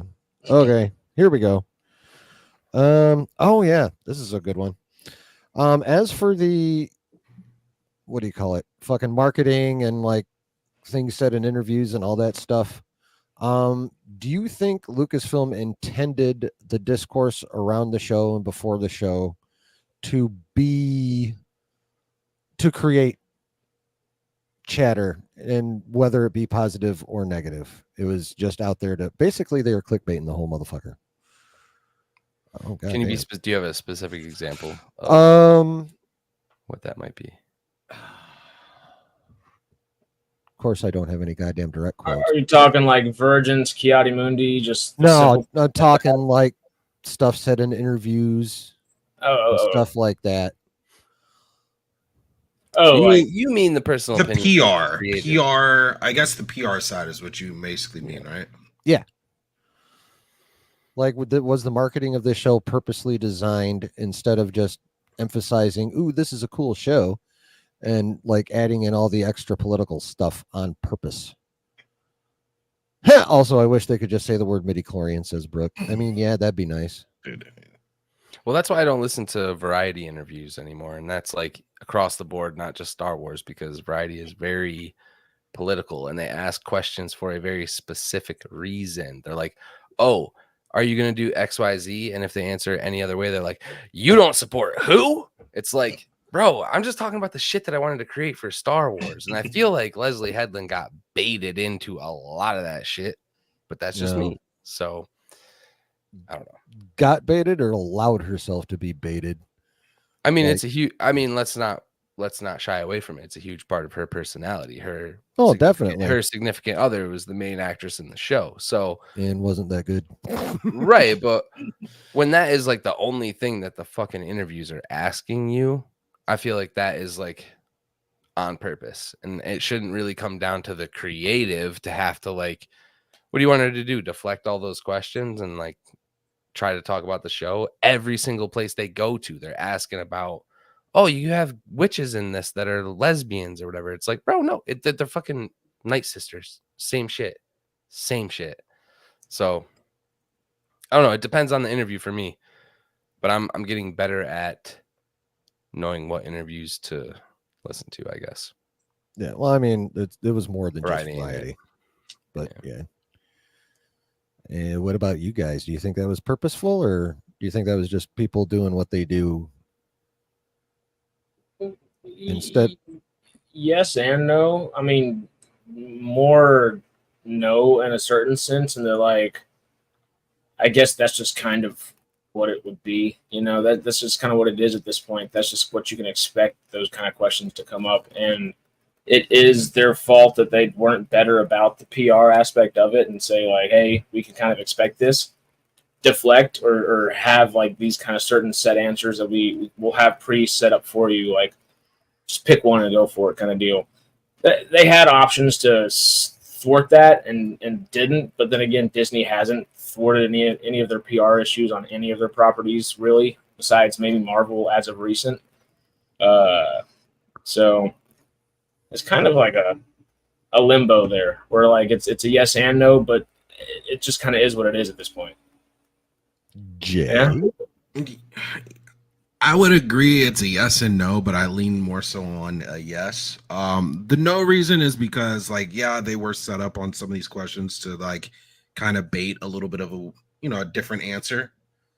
Problem I get is when you have Mandela saying, look, I have preferences because I know people on the watch back, whoever. I have no problem with the LGBTQ community, but like to go part of your marketing just to say for Amanda to be like, nerds are gay anyway. That's not a great PR move. Like that's just not. And then you factor in the fact that a lot of you let this music video that's pretty much of a trolling music video go out. There's got to be a line somewhere at Lucasfilm that says, yo, hey, do not let that go out, please. And they've continued to show that they don't care. And then lastly, I mean, I saw, I don't watch a lot of Star Wars Theory, but I saw he has been called out by the what is it, the Mary Sue or some channel. Probably that got an interview. Well, she got an interview with Leslie Headland, which is great for her. Oh, for sure. But she has like 3K subscribers. So I don't understand why a channel that has 3K subscribers is getting a interview with Leslie Headland, who, like, let's call it how it is. She is a top-tiered movie director at this point. So why are we? That tells me y'all chose this route to have this interview, and I don't think that's a great move at all, and it kind of feels a little intentional when I think about it like that. I don't think anyone should be offended by that whole the nerds are gay thing out of context, because that's between two people who understand what they're actually talking about. They're not there trying to offend anybody. And we have to understand that there's a lot of people who don't like that. There's a lot of people who don't like that statement. But my issue is if you're Disney, why are we letting her say something? Because there's no point. That's no point to say that. Yeah, and again, I think it comes down to that one guy interview, knowing exactly what the hell he's doing when he's talking. That was her response, though. Like, that's where my issue is. And she's like, being very open, and that's who she is. I don't think that anyone should be offended when she says nerds are gay. But it's why say that? And it makes no sense. Why is it a problem to say it? The reason why it's a problem to say it is because you're not now everyone really who's helping. Not gay can't be a nerd. No, it's not even that. It's very counterproductive to even add that to anything. Why? Because you know how it sounds to say that. You know how it sounds to say it's counterproductive? How? Like you're not being inclusive and progressive, and them just saying nerds are gay really shouldn't hurt your Did feelings. you see the clip? I did. Yeah. They're laughing. They're laughing. But you don't you know The guy is literally situation saying that whereas- people don't like her saying things like nerds are gay, and there's a huge group of people out there who don't like her saying that. But that's my issue. Is like, why are we stoking the flame already? Who says they are? Like, they're not doing that, bro. They're know literally they not are. doing this shit on purpose to piss people off. Like, I don't know where that gets pulled out of context. You think she's actually just saying this shit to ruffle feathers? That's kind of petty for someone who's actually trying to move the needle in the opposite direction. I kind of do. I kind of do think it. Okay, I disagree. I'll put it this Easy way. as that. I don't know. There's absolutely nothing wrong with being proud of who you are, no matter what or who you identify as, who you're banging, who you're not banging, whatever. None of that shit matters. From a business standpoint, taking the focus away from your product is just not smart. No, and I don't think it's fair to paint a picture of people that disagree with that entirely on one side of something and like they're not something as well. That's not fair at all. That's being not inclusive yourself right there. That's Or being just- Lucasfilm. That's not what they were doing, though. They're just- laughing in the moment. It But They're doesn't the matter laughing what at the the people intentions who are are. offended by that statement. And They're I laughing feel like in we the all should conversation be. that they're having in that clip. They're laughing at what the guy is saying in the clip. I'm not saying anything they're saying is right, wrong, or indifferent. They're doubling down on what he's saying in there instead of talking about Star Wars. It's a terrible thing for Sure. PR from a business perspective, like Chillin's saying right now. But that one question happens, then it's over, and they're on to the next thing. But the internet clipped it out, and now we're here talking But about it that's on the- a podcast. Welcome to the internet. That's They're the smart enough to problem. know that. I'm just they're- saying, but we are the ones choosing to talk about this thing in particular rather than it just being a thing that we know is true. It's a Well, true we're statement. talking about It's a how it true statement. affected the series as a whole at this point from a retrospective point of view, and we know how it did. We're So we talking have about the PR right now and whether or not we think it was fucking intentional. That's what we're talking about. You guys are saying that they intentionally brought up all this gay stuff before the show came out. No, That's what I'm we're not saying we're talking about intentionally if we brought up think gay we're stuff. talking about chilling. Correct me if I'm wrong. We're talking about if we think the PR was on purpose. That's what you asked, right? Yeah, was Okay, was so the you're PR talking was about the this That PR can come one two question angles was as well. blown The out of PR proportion by the internet, not intentionally come back to spark this type of conversation. I mean, this show has been memed to oblivion, and for so sure. But they're fucking joking around Simply with put- each other who Simply understand. put, if we're doing PR, if we're having a PR conversation, Disney never should allow that person to ask that question in the first place. That was a stupid question that to was be an asked. off the cuff thing, right? Exactly. It's not off the cuff. Disney has a preset. You don't go into a big interview like that without yeah, preset especially questions. with Disney. You don't But go you- into an interview like that from a Disney, a multi-billion-dollar company with Star Wars. I think people like legal- Perry Nemiroff, I can name her because she's the only interview that I really like respect. I think she's allowed to go in there and off the cuff ask questions. I don't even know who the hell that is. Yeah, They're random streamers, bro. Like these are just people who get privilege because they like the shows and they bring positive energy to the show. they still have There's to no get for- secret reason why people like Star Wars Explained get invited to the shit and not Star Wars Theory. Like, I don't know.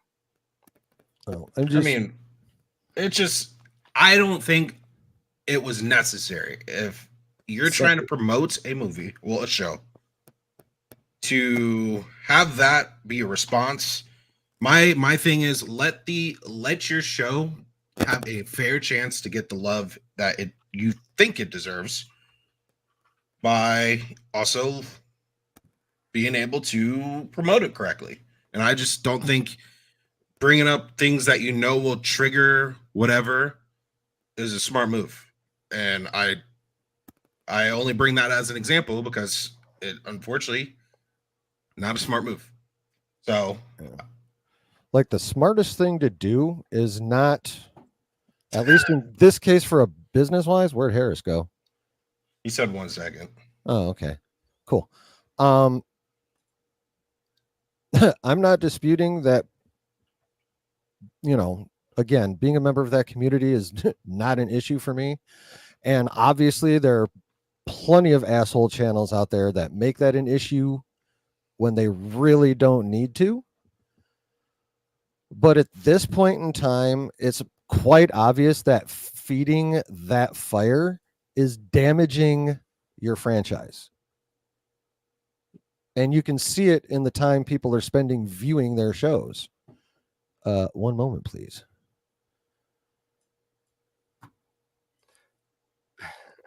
Anyone else can pop in here real quick while I'm looking this up. I don't know. It Anybody offends at me all? that the fandom gets hung up on.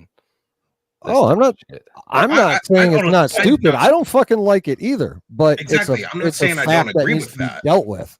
That's the thing. It's just a fact that needs to be dealt with if you want to be able to have a successful franchise. Here we go. Scotty, I And it's guess just my question easily is, avoidable.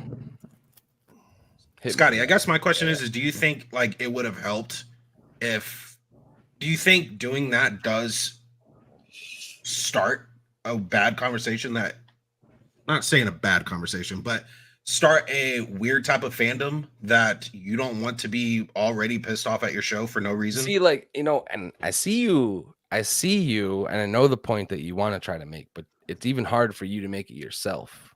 It's hard for What? you to word it in a way that doesn't sound offensive. Like, the promotion is not, you're saying things like, do you think that they promoted it in a way to like almost alienate a certain type of fandom? I think No, I'm not personally, saying that at all. I think personally, Lucasfilm doesn't give a shit about anyone who is offended by that kind of thing. Okay. That Okay. statement, I don't think Lucasfilm gives a shit about it. I think that the fandom is a lot more diverse than people actually think, Well, it and a lot more In- accepting. I mean, that part I totally agree with. In general, the fandom does not give a fuck. But But Lucasfilm doesn't either, and they're going to Yeah. continue to push it. They are going to continue to push it. well, So see, if there's a people problem aren't though on board, because oops, I don't know what to tell you, man. I mean, you can see it right here. These are minutes watched over 12 weeks. They only have 5.5 for the Acolyte, but feel free to double it. That still only gets it to there. These are the last few shows during the first 12 weeks of. It's a complete downward trend. This is why you don't bait these people. The best way to shut them up is to not feed the fire. If you're trying to run a business, if you're trying to run a political organization, that's a different story. But if you're trying to run a business and put out 4-quadrant entertainment, you can't do that. Or you get this, which is a failing franchise because people are watching less. This is in minutes. People are watching less and way less, and then is going to be way less again. And doubling it is being generous because viewership's going to fucking drop. It's not going to stay steady. Like, I don't know how much more black and white and color I can put it. It does not matter.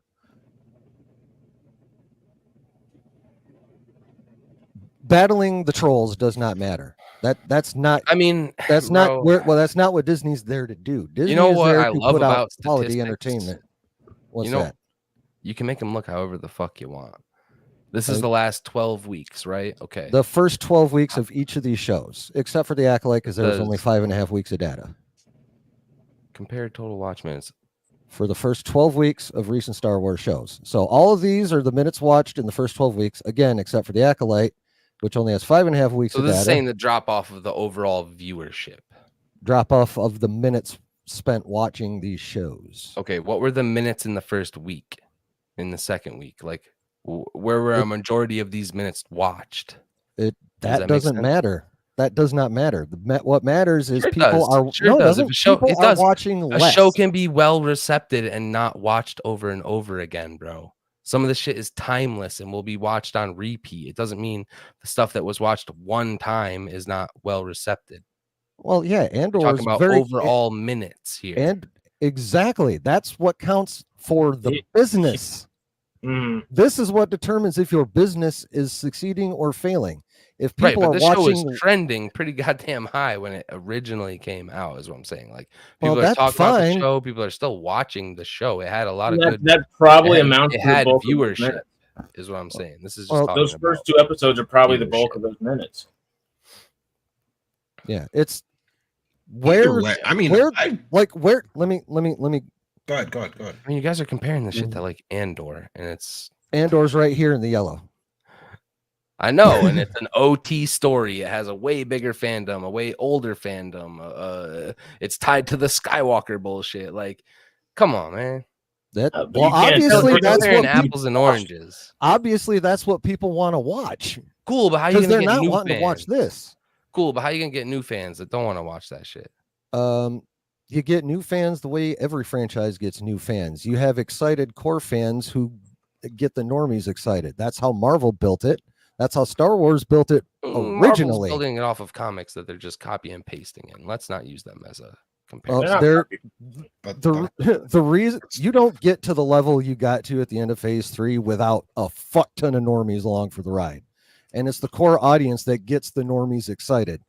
You see what this is? This is the core audience not telling normies to watch Star Wars and also them stopping watching Star Wars.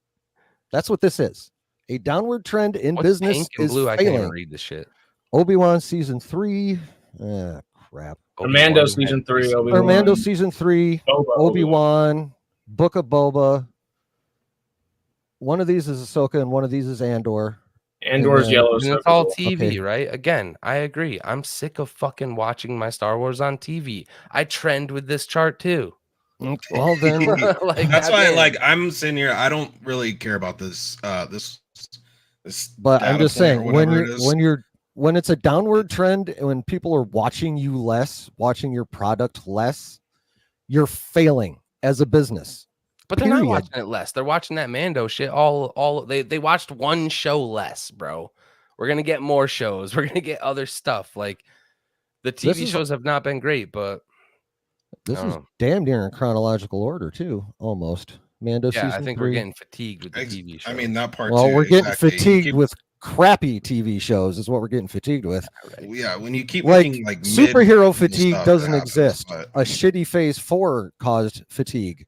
It wasn't superhero fatigue, it was crappy product fatigue. It's the same Agreed. thing here. Yeah. That's why people are watching less of this shit. That's why Marvel's phase 4 views drop like a fucking rock. It's all the same thing. If you're not putting out quality, people watch it less and less.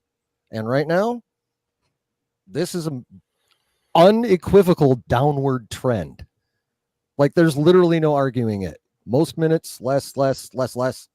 Probably be about to hear, but still But like, come on, man. less. We're comparing goddamn David Filoni and like, come on. Doesn't matter. No, it does. It does. No, it really fucking doesn't. If Dave No. Filoni touches anything, the goddamn OT George Lucas Bible thumpers bless that shit like it's goddamn everything. Are you kidding me? Please. Stop. Well, They got is that Dave why Favreau Ahsoka's and Dave Filoni on this. Of course, everyone's sucking there. is that Come why on. Ahsoka's way the fuck down here? Yeah. No, but Ahsoka's down Because there of because Filoni magic? no, we can talk about why that No, is, but there's I some think big it's just channels on a talking about that downward shit, trend. too. I think Star Wars is on a downward trend altogether right now. You have no movie flow to really get you hyped up for this shit on Disney We need Plus. movies. I think that's the Oh, easiest way to definitely. describe what's going on that chart. They have no movie. I'm sorry. I love a lot of the cartoon stuff that they do, but cartoons do not do well, especially when you got to go buy a fucking membership for it. They're not going to like this. They have no motion. Star Wars needs to get in theaters for that to even kind of stoke their thing again. But my only issue is with how the PR was. I do not think it really helped with the discussion around this whole entire thing. And I think honestly, it just made people more so want to just hate watch. So that was my point. We went through a whole different rabbit hole. That's my point. I have no problem with any of that. It's just why make that a talking point at all? You know what I'm saying? And I The think guy literally starts that interview with saying this is going to be the gayest Star Wars show ever. Did you know that's a talking point? Like, so he knew what he was doing going into that. I just think it's a shame that the hate baiters and the clickbaiting and stuff, like, that's what gets the fandom going. That shit sends me, bro. That shit tilts me. We should be Exactly. talking about, we should be at the very least in a shitty show, be able to speculate about a theory about where they're trying to go with it. I can't even have that conversation with most people. And that I'm like, fuck it. Why am I here? You know, that's when I completely check out, is when y'all don't have any speculation for me. Like, why are you? yeah, but it's fan? also up to the show to present that. For sure, for sure. For me personally, there's no. I mean, let's be completely honest. Everyone was calling half of the shit before it happened. Like this show was, but I still don't know where they're going at the end. I still don't really know what the fuck they're trying to do. So I mean, now I have no idea, but we all knew that Ocha was probably going to be the actual acolyte. We all knew that Chimera was, he was more the than bad likely guy. this. Mhm. Exactly, we were calling this shit from a long time. So I personally now, just because of how I view the show personally, I don't give a fuck about season 2. They're gonna just do some mid-level shit that everyone's gonna be talking about for a little bit, and then it's gonna go to the wayside. So we probably, you know, what's crazy? Like, we probably won't get it, and so then we probably won't get a plague. Like, you don't get. I think we Plagueis, will, bro. You don't get young Palpatine. I want it, bro. I want young Palpatine. I want to know what the hell, bro. Tell me whatever the hell fuck yeah. story you want. I personally don't want to see it, but I think we'll probably get it because I mean, you probably won't agree with this one, but I think after seeing this show, I think there's a little bit of spitefulness out of how Lucasfilm is working right now. So no, and I might surprise you because there is a lot of creatives. I think even Denzel Washington, or it was either Denzel or Ice Cube. They're like these high-end fucking IP companies. They don't give a shit about anything. They have two motives. They have propaganda. So in my opinion, this show is a propaganda show. They're speaking to a specific type of people. We kind of all have had this conversation. I don't like to have that conversation because I think everybody should be included in the fandom, whatever. But when they make these kind of shows, they're not worried about the goddamn money, bro. They're worried about a fandom that feels left out. Now, maybe this fandom doesn't feel so left out, but they do have projects in the pipeline they know are going to make money. I think Mando and Grogu is one they're going to think maybe might make money because of how well Mando did. But again, it comes down to writing. I agree with everybody on the writing. yeah, The writing is there. We all love it. Last thing I'll say, and then I got let's different topic. I think they honestly thought they were cooking with this shit. Like I think they really thought they were straight up cooking. You don't put Plagueis, you don't put Yoda's little ears, and you don't put that cringy ass R&B song if you don't think you're cooking. So the fact that they think they were cooking is where I'm like, bro, there's some changes that really need to happen in Lucasfilm because y'all are not cooking. So yeah, They might. Yep. No, I feel you on that. And I will say, dude, that Amandala like rap shit, Disney didn't see that coming. Disney did not greenlight that shit. Man, I just know if I was in PR there, I'd be like, I would call her up right now, telling her rip that shit off. Yeah, it was pretty bad. Well, you want to know?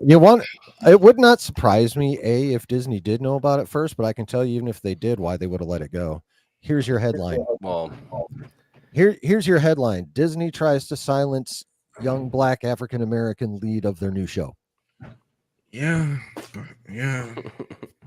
It's just I hate the whole situation with like, because I don't give a fuck about what Gina Carano did. Like, I don't give a fuck. But you let her go off the deep end and do whatever the shit, and you fired the fuck out of her because she was harming the brand or whatever. Isn't this kind of what Amanda was doing? So, like, I don't give a fuck about. I just think, look, I just don't give a fuck about Gina, but like, there's sometimes when you see that. Like, can we talk about that for a second? Did you guys see how Gina came from the top rope after Jack Black? Like, he hasn't worked for Disney in forever. Yeah, she literally took, bro. Chillin', you didn't see this? No, She I took didn't a even see picture. that. She took a picture of Jack Black's character from The Mandalorian, posts it on Twitter, tags him, tags Disney, and is like, "What's up with this double standard? How you gonna hire him to work in your shows while he's acting like this in the Trump shit?" It's like, bitch, he doesn't even work for them anymore. That was a year ago when that show came out. Like, what are you? And he doing? also didn't say that She's either. insane. She's actually insane, dude. Yeah, she's interesting, and it sucks because I watched Deadpool today, and I was like, man, she's fine. She's a beautiful woman, but crazy. Oh yeah, Might be why I like her. That was crazy. Here's my thing with Disney is if they really want to help, like really want to help these marginalized communities, Don't say what. you have to main put thing. them in quality products. Otherwise, what the fuck are you accomplishing? I'll tell you, nada. Actually, less than nothing. You're feeding the asshole fire. What's my main argument, Chillin? What's my main argument? I don't want to paraphrase and get it wrong, so you just say it. As a black man, I know. Look, there ain't shit for us in Star Wars, and the ones that you wanna give us are mid characters. So I want someone I can look at and be like, oh yeah, that's him. But when you keep giving us mid characters, I don't give a fuck about them. So make a good, strong character, then make them black or Hispanic or LGBTQ or whatnot. Because they're not doing that. They're just slapping whatever on it and then doing a character. And it's not coming out right. Doesn't feel thought out. I mean, it's ridiculous at this point. Bro, but can we speculate for a second? What's up? Just think about a character like that, okay? Phenomenal character. Like, you put Anakin at like a 6 compared to this character, right? And then they just start making out with a dude. Is a dude making out with a dude?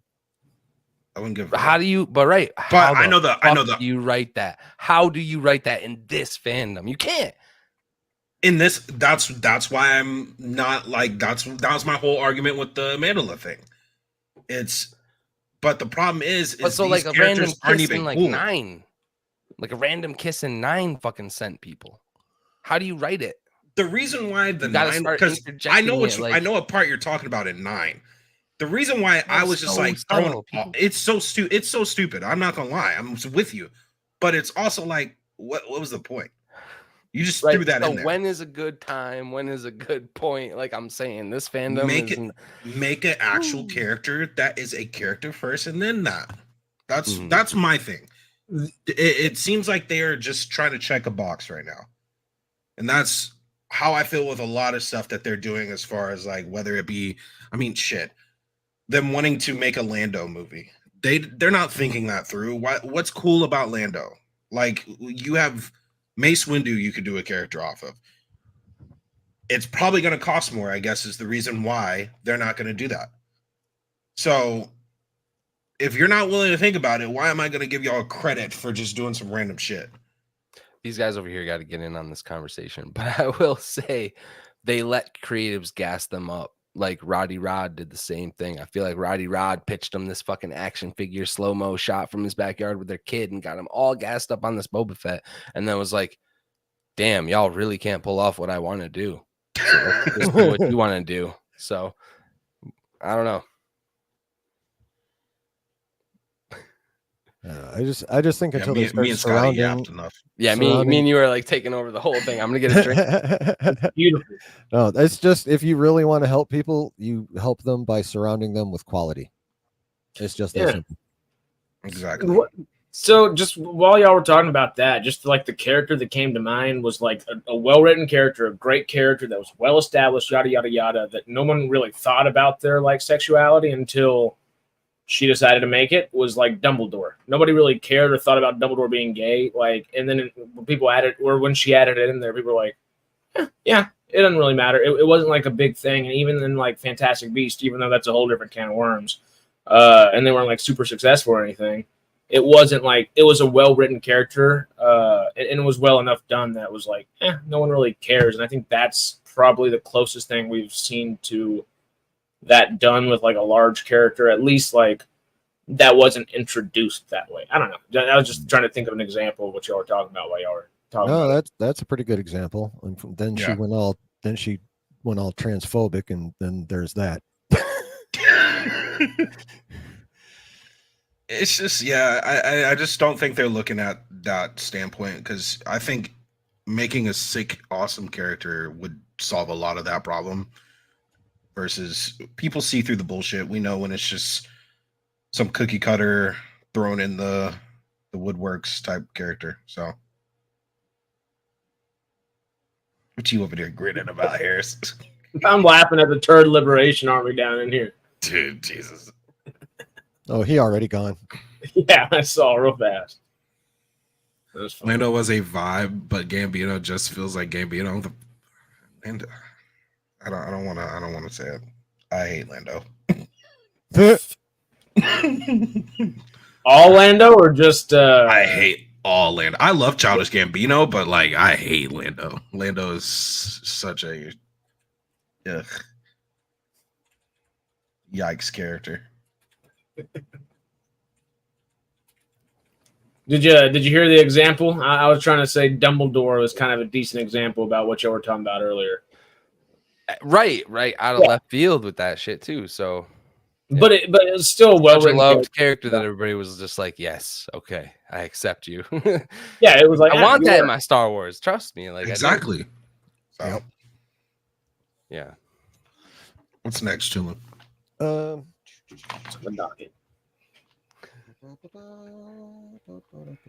How much more offensive can I get? Let's go. I get heated about this stuff, but I do apologize if I'm.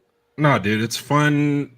I feel like I'm always the one that's like, I'm very passionate about Star Wars. I have kids, so when my kids grow up and they're seeing conversations I'm having with other people who are my peers, I feel very passionate about this shit. I grew up with it. Bro, my channel name used to be Hawks Holocrons. I was so passionate one time talking about Leslie Headland that this dude left a comment on it was back when we used to do the Boomer Council. Like, I don't do the Boomer Council anymore because a comment came through that said Hawks Homocrons. Can't make it up.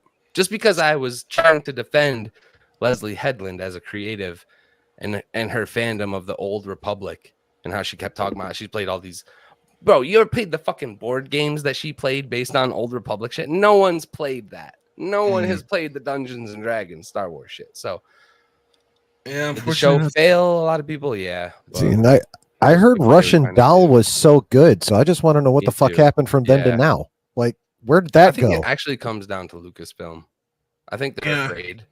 I think they're afraid to tell story. Maybe that sounds weird, but no, I know it. No, because that's exactly. They're afraid to expand the canon. When I was saying this show was low effort, that's what it was. It seemed like they were afraid to actually get into the fucking story. They just wanted to give us beats and get us between the beats. Here's the thing. I don't even think they're scared about canon because, I mean, they were willing to take a whole bunch of wild risk in this one. And did they pan out? No.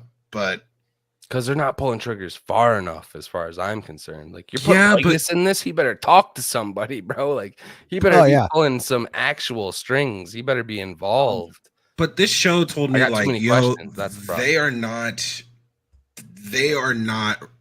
Either they don't care or they're really not concerned because, or they're just not taking care of it at all. Because, I mean, you put Plagueis in, but you forget.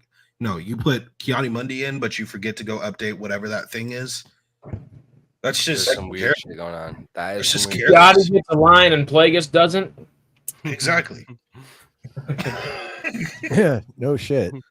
You know, my Star Wars heart hurts on that one. This third character has quite the following. Yeah, dude, he's dude. He must be like a. Bro, I think you made it. I think that means you made it. That'd be sweet. Finally!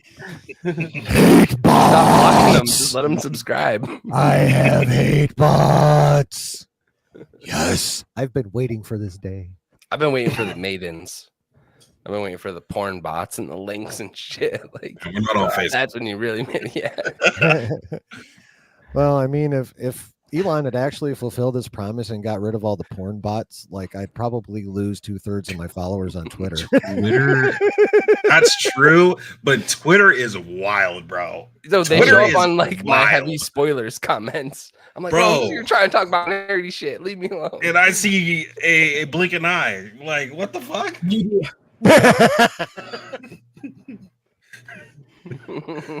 Dude, Twitter's wild, bro. It pisses me off too because like you don't even follow these accounts. It'll just still be on your feed. It's not safe to look at Twitter in public anymore. Yeah, you got to be on your. There's the for you and the following, and you better damn well be on that following. Oh, and yeah. for you. Because if you have a friend that follows porn, you're fucked.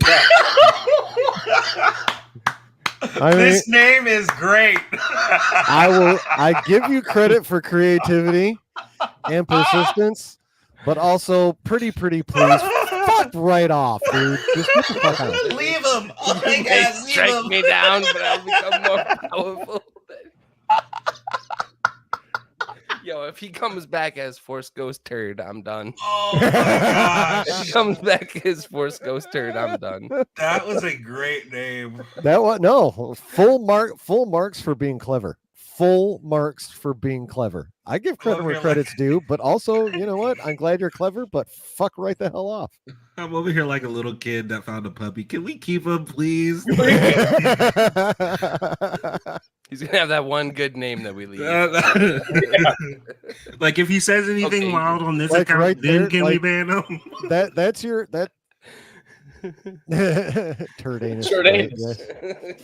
Oh, I mean, like I said, credit for being clever, but also just stay fucked off. Because I am totally willing to swing the band hammer all night. what's next, Chillin? What's next?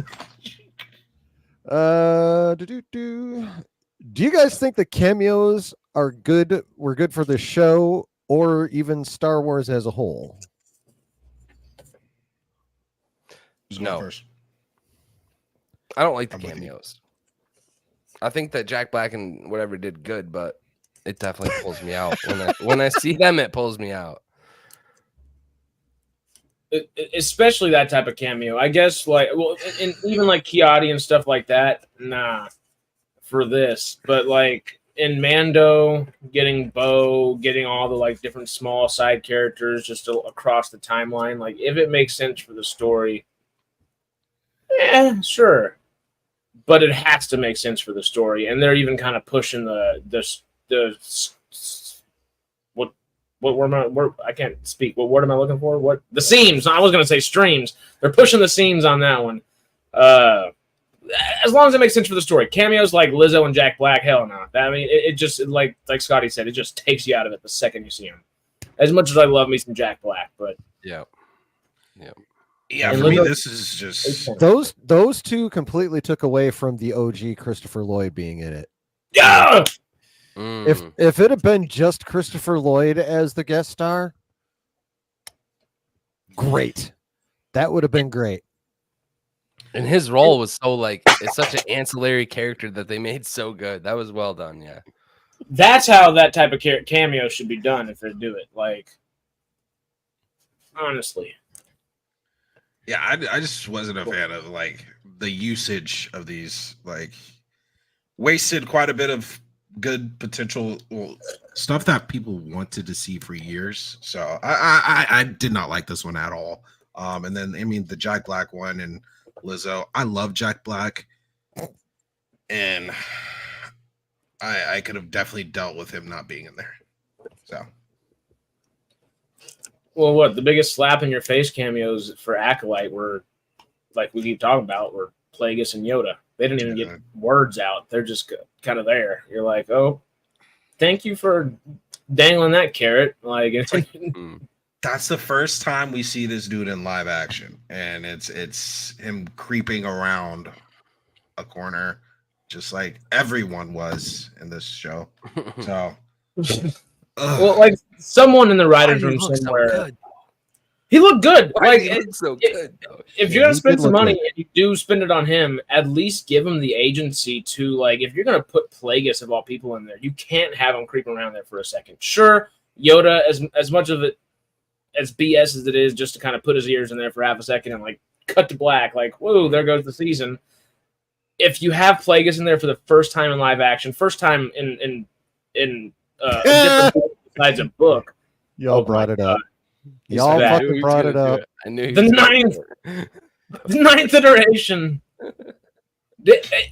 He just needed freaking agency. He needed as much agency as the Force Ghost Army or the Ghost Turd Army, whatever the hell it is. It's turds have more agency than the Darth Munilist that was in here. His Come on. comments are absolutely S tier. But yeah, they've wasted a lot of key cameos that Lucasfilm as a whole. So It depends too, like what T. Davidson's saying. It's like when I see the Rock and everything, it's just like, oh, there's the Rock as Black Adam. It's not Black Adam, but it's the Rock as Black Adam. So it was just Jack Black in a costume. Like, yeah, I didn't believe he was from that planet one bit. Yeah, and then poor Lizzo. Yeah, there's no poor Lizzo. She gets First- most in the world First the bad acting, and then the bananas. She had a rough time. and so Yeah. Yeah. Remember, Josh showed up to stream wearing that fucking banana shirt. Oh my god, dude. People still throwing Lizzo shade in the chat every once in a while. That just And has dude, not died off. I've said it before, man. That's another reason why I'm like very over us, especially. I mean, because I'm a brother. I'm over us getting trash characters, or it feels like we're getting a lot of things where we end up being the buds of the joke. And like Reva, I feel like they had an opportunity with Reva that they straight up missed. And now, like, unfortunately, Moses Ingram doesn't even want to be a part of Star Wars at this point. And I mean, some of it is like the person did it to themselves, such as Jonathan Majors. But like, I'm tired of us getting trash characters that end up being memed at the end. So, What you mean, like, dude? Oh yeah, the John yeah. Boyega shit is. I feel so no one bad for should that ever dude. let fucking Disney or Star Wars get away with that shit ever again. It's- He was set up to be a Jedi, and now it's just like, I remember going into that. I was just like, oh yeah, we about to get like Mace Windu's son or something like that. Mhm. And everybody went thought that's nothing literally what it with was that. going to be. Yeah. So yeah, no. That's why it's really hard for me to give Disney slack too when they're quote unquote trying to do these things, because it just feels half-assed. So Well, now we're pushing another agenda, and we're moving towards an audience that they think is their demographics. Yeah. yeah, and that's the problem too. It's like, it's not even that, like, I want y'all to put these inclusive characters in there, but like y'all aren't helping.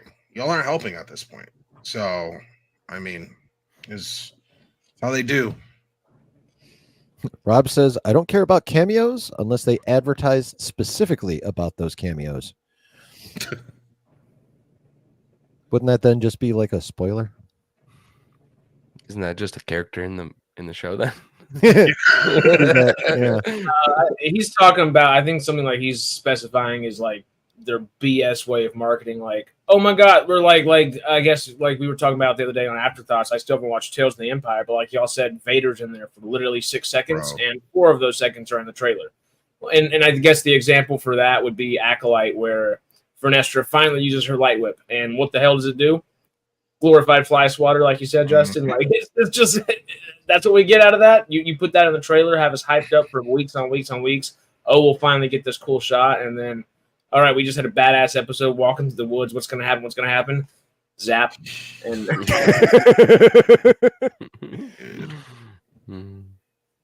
Yeah. Brooke says, I miss the days when we were hyped up for Kang. Not gonna lie. Yep, that was Kang was semi-hype right up until Quantumania, and then they fucked him all up.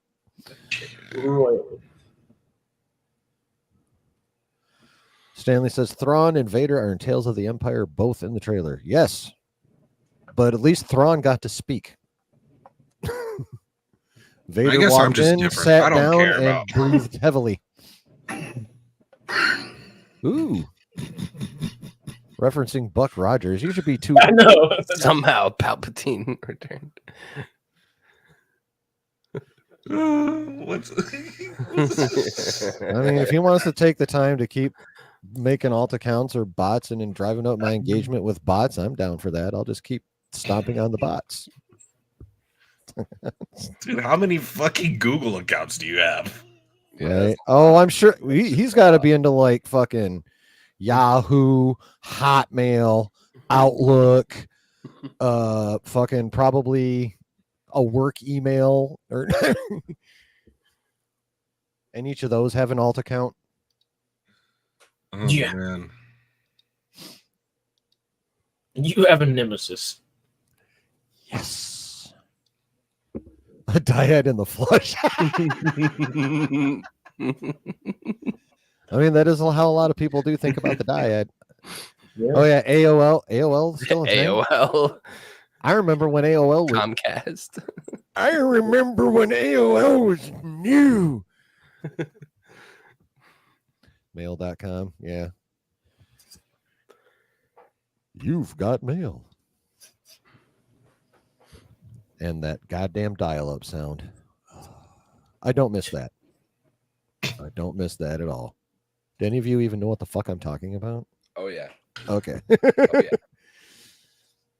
Because my I had mom. away messages, bro. I had away messages. Oh, okay.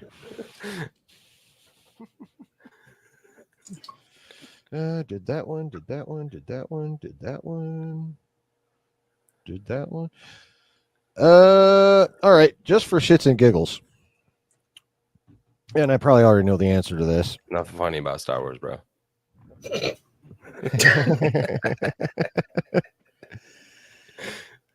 All right.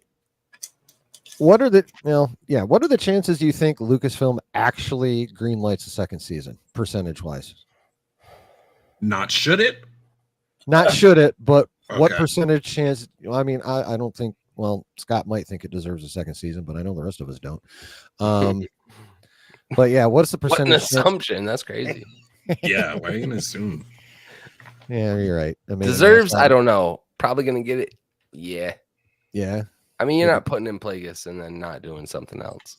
I mean, you better. Hopefully it's a not, movie. Like, goddamn, give me a movie, please. right? Yeah, get in the goddamn theater for the love Yeah. of Christ and everything else anyone considers holy.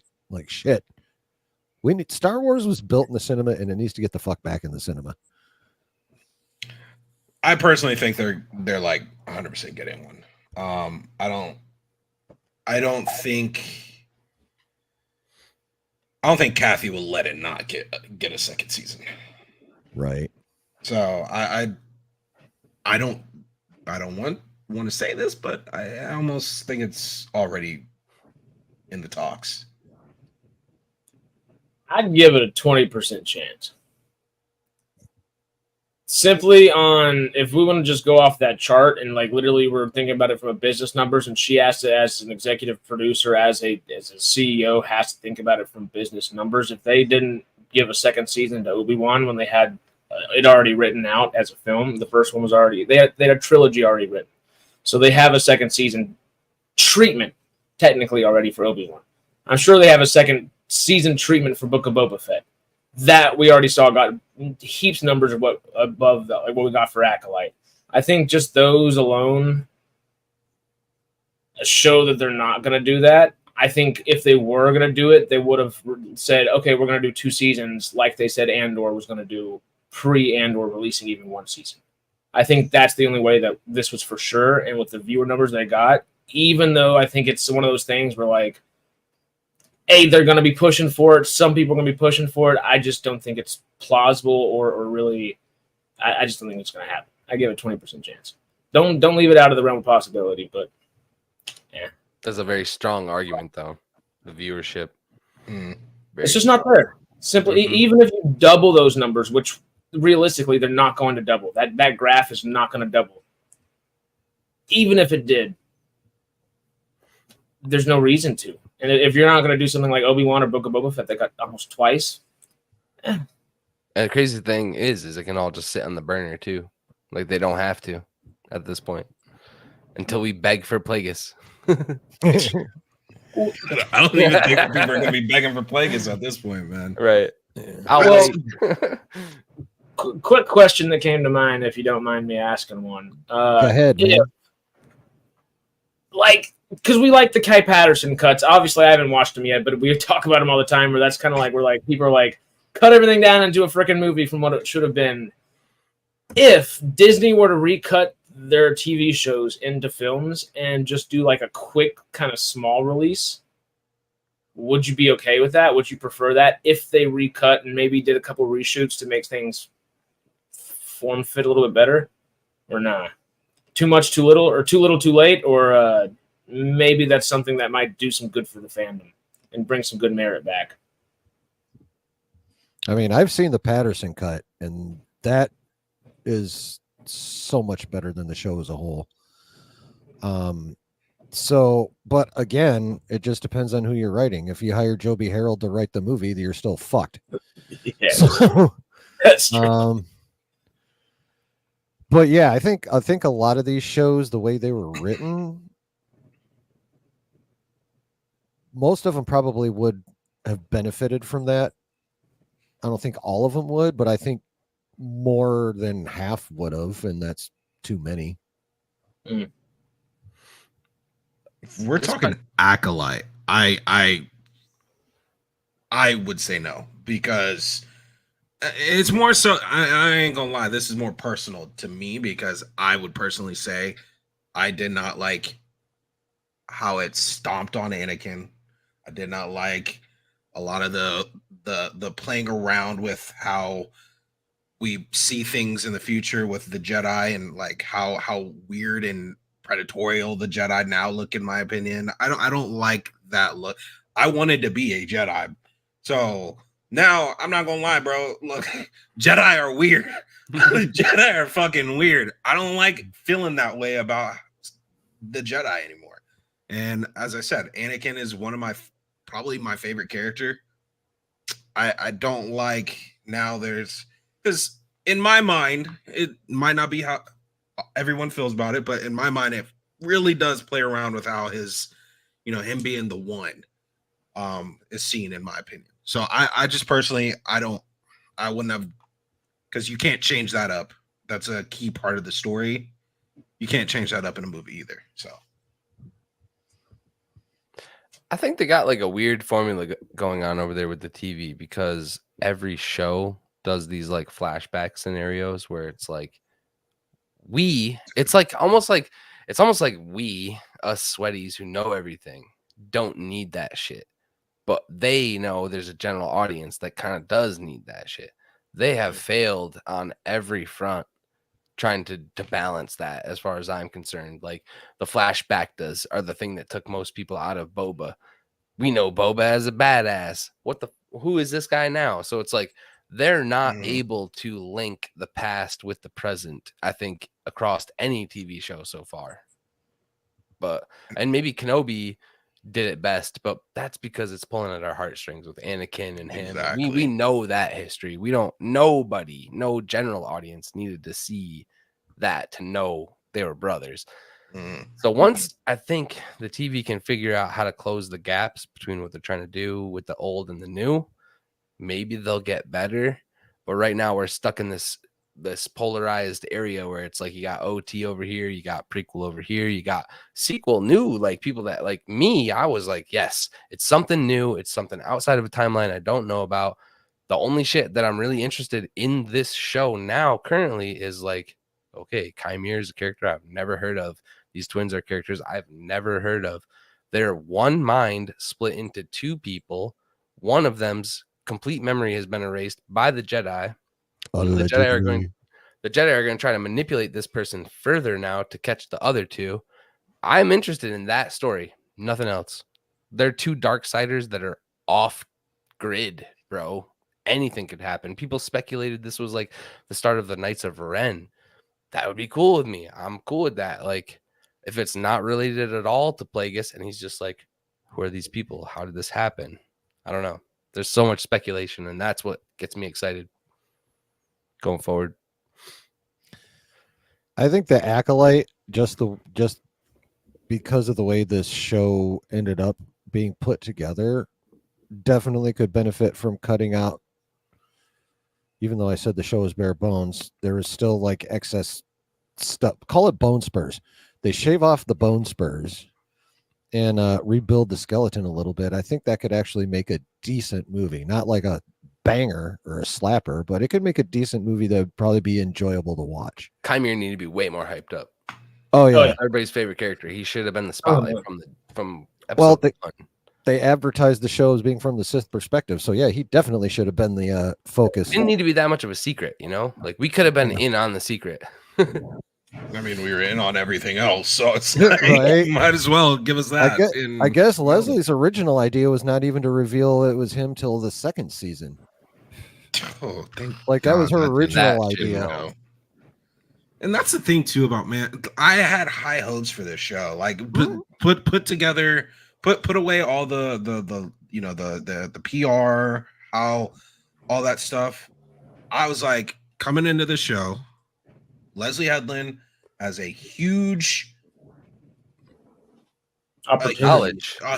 huge. I wasn't even because I Oh. didn't watch her other stuff, so I didn't know about what she knows as far as any of that.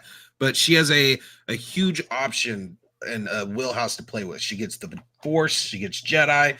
That was my main complaint about Andor. She's got that all in this show, and I was like, bro, this has a really good chance of being awesome. And so it bums me out that we got what we got, because like it just, I felt like there's so much opportunity, and Andor is bad. No, I'm kidding. But yeah, it's upsetting a little bit, because I had real high hopes that this was going to be a real well put together show, and it just all over the place, man. And now it's just another meme. I mean, when the concept first leaked, I'm like, that's actually kind of a dope concept. It sounded awesome. Exactly. Awesome. It still sounds awesome. Just the concept. We just didn't see that concept. Nope. Like this was so much more Jedi than it was Sith. It wasn't even funny. Yeah. So much wasted opportunity, man. It's ridiculous, but I mean, that's the story of Lucasfilm right now. They just keep missing, and they have awesome opportunities that they could have with these characters that they're making, and they just they totally go the opposite way of what would have been a awesome thing could have done with these characters. And I don't understand it anymore. Kathleen Kennedy is a stormtrooper confirmed. She can't hit any fucking targets. Dude, true. Absolutely true. That's the only attention to detail that they've gotten right recently. That's Facts. Well, It's just weird. just like it's execution in general. Like from a large scale to a small scale, like the concepts, like what Scotty was just talking about, like the twins a minute ago. Like Chimera and the twins are great concepts. It really could have some really cool stuff about them. But it comes down from like the large execution to like the story beats to the simple execution of they're not twins. Why are you handling them like twins? They're the same people. It would be really cool if Osha got like a scratch on the side of her face, and then May gets a scratch on the side of her face, and they're like, where the hell did that come from? They at night, if you want to do some weird, if you take out episode 3 and episode 7, and really if you want their perspectives, that's how you kind of tease that they're not twins, they're the same person. You want to do some flashbacks and stuff like that, do it in dreams where they don't know whose memory is whose. They share memories. They're the same person. They don't know whose memory is who. So if you play with the simple concept that you put into it, maybe you have some cooler story at hand. But then they don't even pay attention to what the hell they put in there. And we get the slight execution instead of proper execution. And from minor to story beats to the larger beats, it's simple. Keep it simple, stupid. Kiss. One of my favorite metaphors, sayings in general. Just keep it simple, stupid. Write what you know, write what you write. Don't forget what you wrote 2 pages ago. So that's a good point. That is a good point. And like what Justin was saying earlier, like they thought they were cooking with this. You know what I mean? Like they thought they had some shit, but the execution, I mean, and they did. Like, this is the story we want. This is the shit we need right now. But yeah, execution was rough, and going with the twin thing and picking one actress and having her have to play both personas, very difficult for arguably someone who's not really done a lot of work either, you know? Like, so yeah. I have a question for you guys. What do y'all think of them like going and kind of doing the parallel beats of like the main Anakin story? What do y'all think of that? Because I personally, that's probably why I didn't like it as much. Like, that's probably why I feel so about it. Because there's so many parallel things that they did, and it's like obvious they're trying to do that correlation, but at the same time say they're not. So I'm just curious, what did y'all think about that? My main concern wasn't parallels, it was when the lines actually crossed. Yeah. You can sit over here and do similar concepts, and while that might be a little annoying, as long as there's no impact where like the original concept gets like just absolutely crushed, I'm okay. Like, that doesn't trigger me so much. So that part didn't bother me anywhere near as much as it did like you and other people out there, because I didn't see like it. Virgins and like get into like the technicals of it. That stuff's hard for me to kind of wrap my brain around, because I do think of Anakin as a chosen one, but we've now heard of like planets that are virginses. So you have like Dagobah and the cave and all that bullshit that happens when you take yourself in there. So I don't know. It's definitely muddled waters as far as what the hell these twins even are still. I appreciate the fact that they actually clarified they are one DNA that was put into two bodies. Like consciousness is of the same DNA. Like, it's not a clone. They can recognize that it is 100% identical. But like now I have like a list of other questions that are unanswered. So it's like that's what ruins the show for me, and because it's so shittily received, it's like my questions will probably never be answered. Yeah. Well, at least not on screen. They could write a book or make a comic. Bro, give me the book, because I'll read it. I don't give a shit. You can call it the Acolyte Season 2 book, and I'll read it. I'm kind of with you on all that. It just if it muddies the waters too much, I like it when it parallels and doesn't go perpendicular, but I don't want it to parallel so much like Force Awakens did, like A New Hope and stuff like that, because that frustrated the hell out of me from the get-go kind of deal. See, I got suckered by that. I feel I got suckered from it originally, and then I walked out and was like, that was the same thing, just on a bigger scale. And I was like, I actually liked the last two movies better walking out of the theater, and then give me about half an hour, maybe not so much, but but anyway, this one, I feel like it paralleled too close, where I wouldn't have minded if maybe those waters were muddied a bit by like giving Plagueis the idea, because I like the idea of like, oh well, maybe this is where he got the inkling of how to create somebody in the Force. I don't know if it's going to end up being Plagueis or Palpatine that actually creates Anakin at this point, whatever. But that's where the idea originally came from. I like that they're like seeding that, but I don't like that they did the exact same thing as Anakin. I like that, hey, maybe there's somewhere else in the Force. Maybe the thread is something different. We've seen Night Sisters use it. Maybe it's like a witchy magic and they use something entirely different, but to use the exact same verbiage, they knew the problems were going to arise. And like, I guess we've kind of talked about, they decided to double down on that instead of, hey, here's another creative, fun way to describe this from a different aspect of the Force that would have given Plagueis a cool idea to do this down the road. Just something simple, you know, like it's the execution. Change 2 words, you're okay, you know?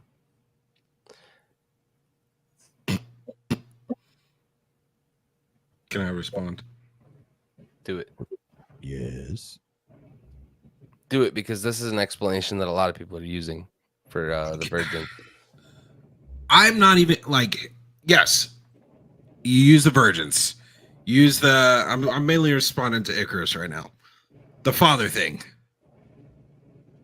Do you not remember they did this vague? Oh my god, the metachlorian count is the M count is so high. That's a little foreshadow of They did say Anakin. that. Let's be real. Let's not act like it's not. They have literally almost. It's obviously a little bit different in the words, but they pretty much summarize Osha leaving her mom with Anakin leaving his mom. It's pretty much the same scene. Like, are we not talking about that? Then we're gonna go on the ship where he's doing the cup shit. That's literally the same thing Anakin's doing when he's meeting not Obi-Wan, Yoda and Mace. Like, they used beats in there. And I honestly, when they talk about the upset stomach thing with Vanestra, I was like, I mean, nitpicky, but who did we hear first say flying doesn't sit well with him or whatever? Obi-Wan. Like, there's beats that go all through this show that are almost identical scenes to what we get in the prequels. And for me, I didn't like that. Y'all, like, Star Wars is just getting known for copying shit at this point. They even said, like, "I'll see you in hell," right? What was that line they said? Like, "I'll see you in hell." I was like, cringy ass line. Yeah. It's like there's beats all throughout this show that are perpendicular or parallel or intersecting with Anakin. And so, like, Icarus, no, like, look, I'm saying this aggressively. I'm not meaning it in an aggressive form, but you're wrong. There's way more than just those two things. Like, they were obviously going for the Anakin beat right there. So I tried to tame myself. You're muted. You're muted. You're muted, Harris. You're muted. Oh, I knew that. It's like poetry. It rhymes until it becomes copy paste, and we're at the copy paste format of stuff. People get seasick. Okay, but you know where they grabbed that line from, guys. We know this. Okay, that was a pointless fucking line. They just threw it in there. And yeah, I might be nitpicking, but bro, like, when you already have so much shit that's just like the prequels, I'm gonna think of that. Well, they nitpicked to get to those lines to include them instead of just thinking about something that would fit better for the story they had. They were like, let's immediately hit these beats. And you know what? Even better, we're Lucasfilm. Let's just use the exact same lines. No one's going to sue us. Yep. Anybody else? They even had the I got a bad feeling about this line. Yes. So. Yeah. Yeah. Every single Jedi once left their mom as babies. As babies, they were stolen. They were predatorial taken. Guys, y'all are acting like they were lined up on a stage, dressed up in a pageant. Did a couple dances. Yeah, exactly. There was a swimsuit competition. Like, come on. Oh man, y'all acting like this is that y'all. There's not a precedent set that they take them as kids, babies. Yeah. Come on, guys. But like, why is it so cool in a video game CGI? Like, we literally just saw them do it with the Twi'lek kids in the Malgus trailer that they released most recently. Remember that? I didn't see Did you guys not see that? Oh, no. You got to go. It's an expansion for one of these KOTOR video games, but it's Malgus. Like, yeah, it's cool. It's this whole thing where it's a flashback and he goes into her mind and sees her as a young child. The Jedi take one kid but leave the other one behind. So, like, they've done this in a video game before. I think I actually know what you're talking about. I think I've seen the Malgus comes out of nowhere, kills her master, leaves her trapped underneath this rubble, and he's like, when you're ready to free yourself from the Jedi, come find me. And he just fucking walks away while she's trapped under all this rock and shit. See, now that's some GS Sith shit right Dude, there. Give me all the CGI. Like, give me all the tales of whatever the hell you want to do, because that's fire. Like, every tales they've done, it's pretty good. Oh, I'm glad I brought up tales. I want to talk about this because we accept Tales of the Jedi and whole episodes where they called the Force magic. Like, I don't know if you guys remember that one episode. I vaguely do. her lightsaber is yellow, but it's a flat blade. Like she turns it to the side, and you can see it's like a flat sword. But regardless, like that whole planet refers to the Force as magic CK. Like that's how they spell it and everything in the subtitles. Why we accept a whole culture that talks to the Force in that form, but now you have witches that call it a thread, and everybody loses their fucking minds, bro. Like people are not allowed to think of the Force in different ways. Well, the They're not thread's trained by already the Jedi. They don't call it the same thing. The thread's pre-existent. The Night Sisters used the thread as well. So I think it's just Another more reason like to not be offended, in my opinion. Well, I agree. I just think it was the execution was just so damn silly that nobody could take it seriously. Like the power of many. Like I just like you can't take it seriously. There's no way. Well, like calling it a thread and people just latched on that. the thread. That was that's stupid. shit we've That heard people shouldn't before. be That shit upset we've about. heard before. Yeah. Yeah. Also, that my shouldn't be- problem is they still referred to it as the Force, did they not? Didn't they not They were- refer to it both? Yeah, I as the think they same? knew what it was. So that's like if you're gonna have it perceived in this way, at least keep it consistent to them, saying it's the thread, not one spot saying, "Oh my God, it's the Force," or the other spot saying it's the Force. So that's where my problem was. I didn't really think of it that much. I was more so concerned on like the way it looks like they're freaking airbending everywhere, because that was stupid. I'm sorry, and yeah, no, it's just it was corny. Airbending as far as like the Force repulse and like pushing people away and stuff, or they made it look so airbendish, in my opinion, the way their usage of the Force that it kind of took me out personally. I didn't like that part. But then the awesome chant they had was something. Yeah. The chant was lame, but what the fuck was that cackling? That was even worse. What the hell was that cackling in the background? Out of like what? Like it sounded like it came straight out of fucking Wizard. Hocus Like the Pocus? the original Wizard of Oz. Oh yeah. Dude, that's where I'm just like, no one sees that, and they're like, let's cut that part. Like in the sounds editing lame. room, That like, sounds whack. Hey, maybe we should reshoot this one a little. Well, even with what we got, just the little airbending aspect of it, if you would have just had actual like magic shown visibly, like or threads, shown visibly, like the Night Sisters have their green stuff, like hell, don't make it green, make it pink, make it purple, make it some other like offshoot color. It doesn't freaking matter. If you want to do something, spend that 180 mil on something that makes that a little more visible and tangible for the audience to like pick up on. Yeah, like squint at the screen just to see the very faint pink thread that they were using, that she was winding up with her airbender thing, which is why I'm assuming they did. Probably don't make it pink. She was winding the thread, I'm assuming, and then throwing a thread ball, I'm guessing, is what all that airbender shit was about. Hadouken! But something along that line. But yeah, it's like they definitely needed to pump up like the visibility of the energy they were using to make it, well, frankly, more witchy. Yeah, as I said, just don't make it corny too, bro. That was just I could not. I mean, some of the scenes where like the black eyes overtake Torben and like that was cool. All that shit was good.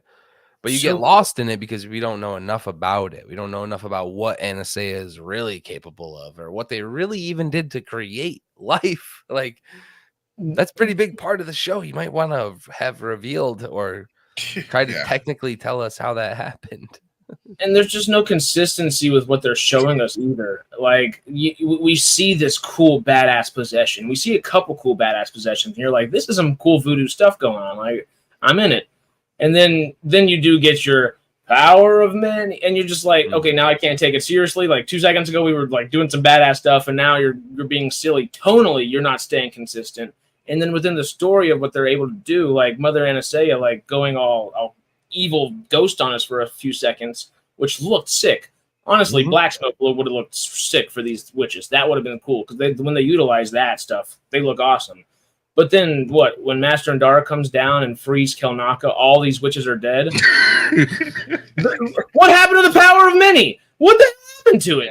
And if it was so powerful in the first place, why are they dead whenever the Wookiee just got cut off. And why wouldn't NSA have been dead when Torben was cut off earlier? They're not staying consistent with their own story beats, much less the tonality of what they're giving us. And it's just hard to it's hard to be engaged as an audience member if you don't know where to be engaged and what to be engaged with. You're like, right, or what to care about or who to care about. Or Exactly. where the power really lies. Yeah. Oh, Icarus, if they did that, Feige would walk across the lot and start busting motherfuckers because that's Wanda's shit right there. Yeah. I saw that comment. I was What like, up, Priz? So when we're talking about like magic and the Force and etc., Mhm. the people that are critiquing the slow motion also really bother me.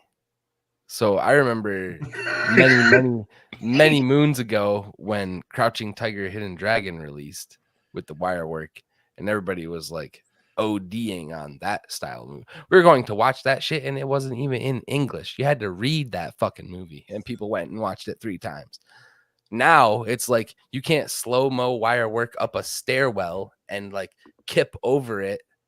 Dope, like in my opinion, without nerds online freaking out about it. So That's we Zack just gonna- Snyder's fault.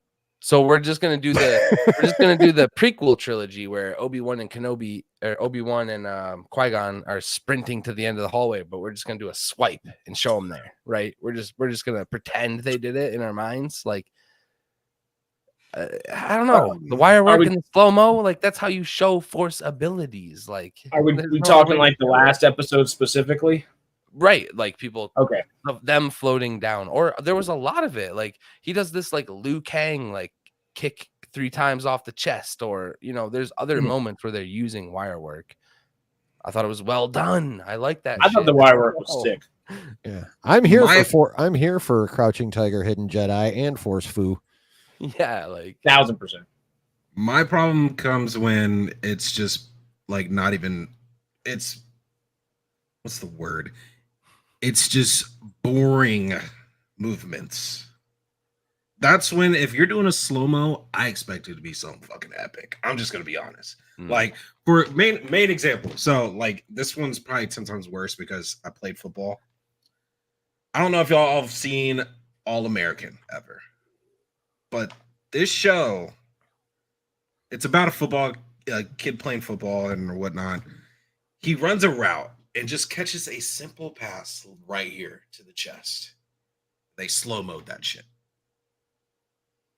If you're gonna slow-mo, I better see you doing some Odell type stuff.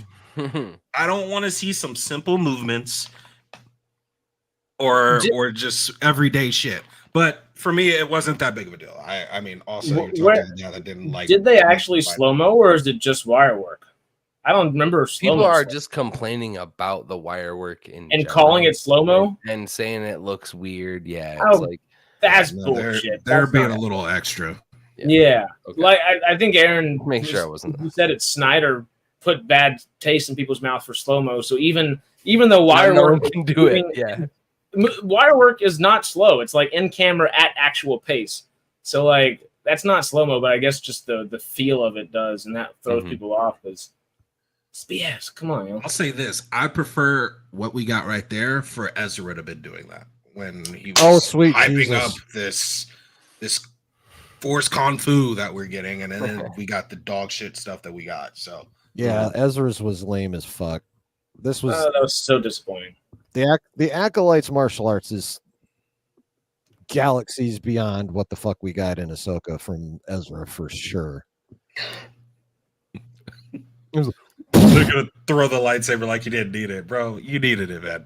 You needed it. To pick it up half an episode later. Dude, in this last episode when he started throwing the sabers around and shit, like that's where the budget went. I loved their last fight. I don't know, like the fight in the final episode, 10 out of 10. Personally. That and then the asteroid scene was awesome. Made absolutely no sense technically, because why escape to a planet that you were about to go back to anyway? Because that absolutely makes zero sense. But it looked awesome. It was a great. That's where all the freaking money went. But Can we fucking talk about Basil too? Oh God! Basil shithead ass. Why is he pulling? Just rodent chewing through lines. Oh my gosh! I was hoping he was gonna get smoked. I was. Yeah, Someone Oh. set a trap. that character made no sense at all. That was so fucking dumb. Oh, I'm just gonna pull these wires, dude. You're on our side. What are you doing? Yeah, what? At any point of running through the forest, just slaughtering countless Jedi, did Chimera not one at any instant just be like, "Oh look, there's a freaking rat right there. Let me cut it in half. Yeah. It's dressed like the Jedi." I don't know. Like, Oh my gosh! That at first I was like, man, oh my god, it's cute. As the story went on, I was like, oh my gosh, I hope this thing gets it too, bro. I really, oh, it was so annoying. after his little hiya session in front of May, I was like, yeah, I'm done with you now. Josh brought it up too because he's like a star character in another movie going on while this is going on. Because he would look at the camera at the weird moments, and you're like, "What the hell's going on with you, bro?" He's having like his own show on the side. Exactly. Knows what he's he doing. was breaking the fourth wall in timing. I hated that. Made zero sense. Ugh. What did y'all think about the incompetence? Like, I guess I don't know how to really word this, but how did y'all feel about the Jedi and their use and their lack thereof of the Force? Because I felt like this is supposed to be some of the most powerful Jedi we're supposed to see, but there's simple things that I honestly think they should have sensed. They'd have dying to it half the time. So I wonder if y'all felt the same, if y'all had like some thoughts on why maybe they're missing a lot of these things. For example, I guess like the first fight, I'm sorry, what Jedi wouldn't have sensed that other blade she had, you know? Well, like a second ago, that goes to with the just inconsistency tonally and with execution. Like there are times they like at the beginning, Soul is reading people's minds with the Force and is using that. He forgets about that really quickly, and that could have come into play 6 or 7 or 8 times throughout the show, like, and really been helpful. Especially when Chimera takes his mask off or gets his mask taken off and literally says, like, "Oh, you're gonna read my mind." We've seen Soul read people's minds. Maybe you say that word, Chekhov's gun, you have to do something about it. Like you can't give us that and then not do anything about it. Like they're completely inconsistent with the way they're doing the story tonally and with the actual execution. I can say the same thing over and over again and just apply it to different spots. And yeah. What was You the mean question? as far what were you talking about, like the fights and when he separated his blade? Well, no. Whenever, because at the beginning of the fight, he says, like, "I have this helmet. You can't read my thoughts or anything." That's just a simple example where, like, in the first episode, he's reading someone's mind, and like, literally, Chimera in battle says, "I have this helmet, so you can't read my mind." We Right. get another 20 minutes. Why of is he episode. not reading it in that moment? Right. Yeah, hey, if he's worried about it, that Chekhov's gun is a rule in film. If you pull open like a cabinet that has a gun in the bottom of it, that gun needs to at least be shot or utilized in a way that someone's going to think it's going to be shot by the end of the movie. You can subject the audience, but it needs to be done in a way that is satisfying, or else the audience always feels like something is missing. And they've done that over and over again, and we've just had all these missing, for lack of a better word, threads that should have been wrapped up a little bit better, at least just succinctly handled when they were presented. Should have been woven in the time loom. Okay, buddy. I mean, yeah, it was just, it just like, all in all, again, I gotta go back to it. It just felt like half baked, just half done. You know, like, these brownies are still really gushy in the middle, but it's still chocolate, so let's go. You know, that's kind of I mean, Star Wars is always going to be chocolate to me, so. I wish I could say the same. I so wish I could say the same. I'm out. Well, I'm going to eat up this fucking. What, you're not down with the Skeleton Crew? Bro, How are they going to follow some of the worst? I've been the people ever loudest accepted one with on hating that. The Goonies of Star Wars. I'll pass on the Skeleton Crew. As I said, I'm out until Ahsoka season 2. I have no Hmm. opinion on Skeleton Crew because we know fucking nothing about it other Right. than it's coming and Jude Law and some kids are in it. That's what we know. That's literally Law, all we know yeah. about this show. Oh, and it's supposed to have a Goonies feel.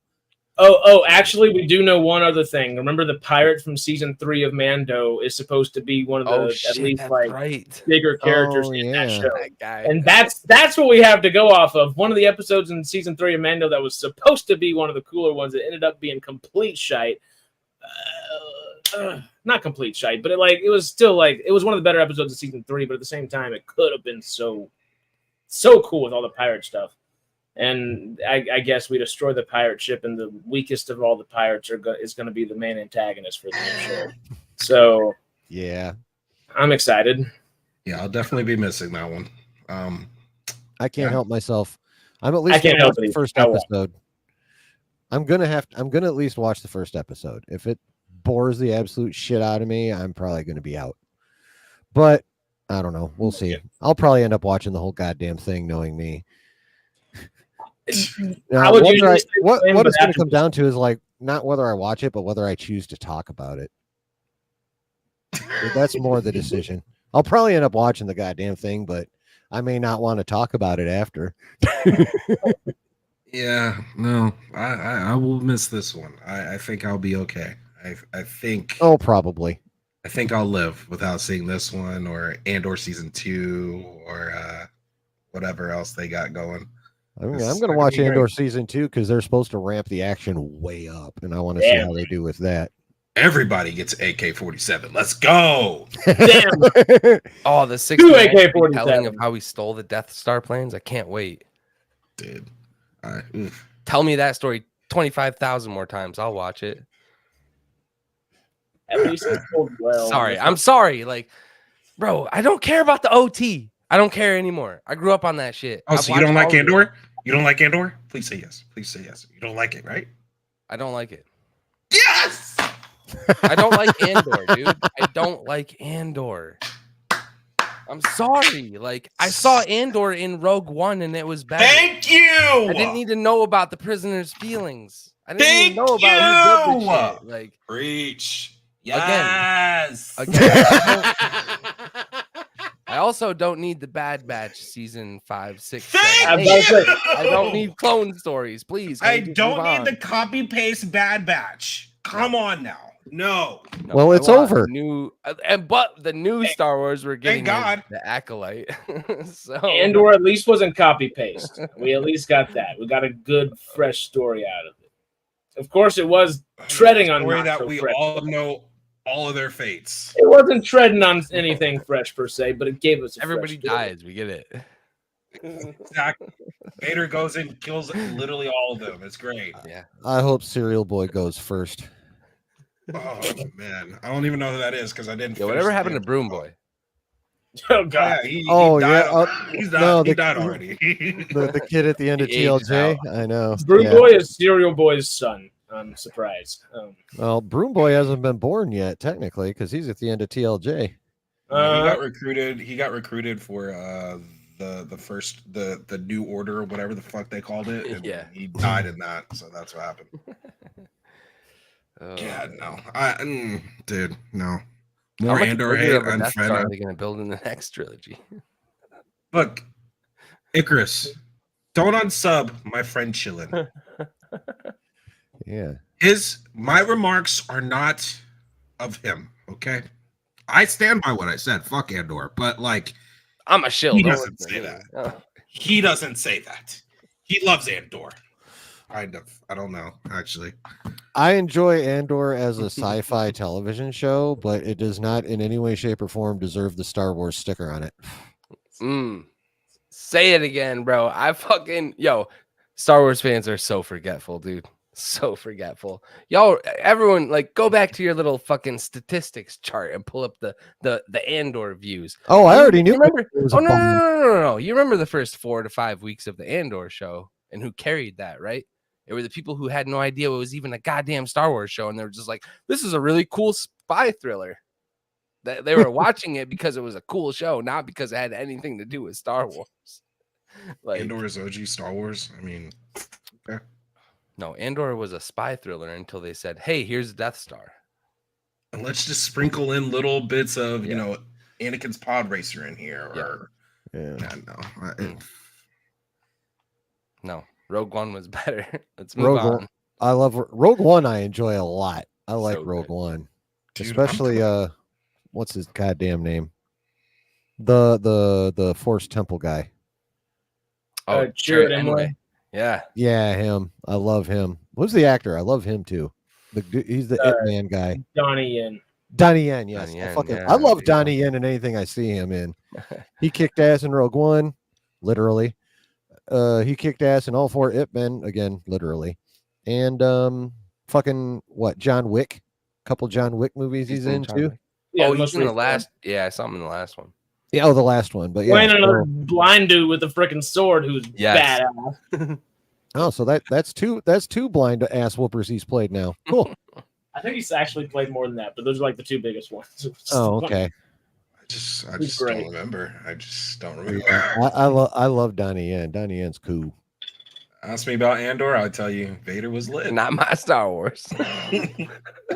It's my Star Wars because Vader looks like a badass in there, but you know, other than that, that's all I remember. And then Leia being at the end, you know. Oh yeah, they all die. They all die. Oh, yeah. Yeah. The main actress, she's beautiful.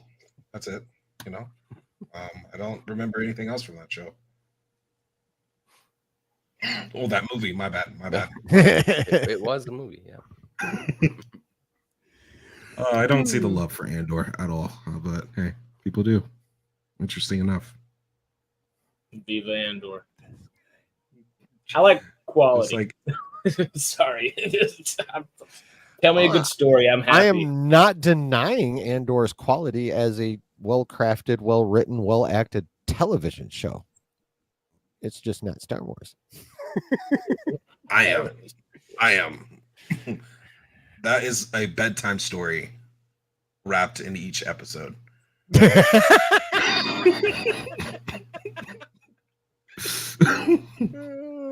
When I'm sleepy, I'll turn that thing on. Don't you worry. It's like, goddamn, I've got insomnia. Ooh, Andor. Dude. Like, how many prison breaks do we need, guys? I'm just wondering, man. How many prison breaks do we need? Oh, dude. I think I'm coming to a realization, guys. Thank you. This has been cleansing because I think Star Wars Theory needs to hit me up. I actually might be a grifter. Who knows?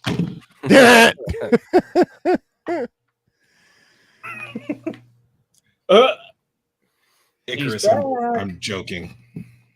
Turd Acolyte. Well, at least you got that right. Banned. Your journey to limp dickness. Is that like 9, 10? Is that number 10? Was that number 10 right there? I think so. I've lost count. How many prison breaks? Never more than 12. Oh, It took him a while to get that one. He must be running out of email addresses.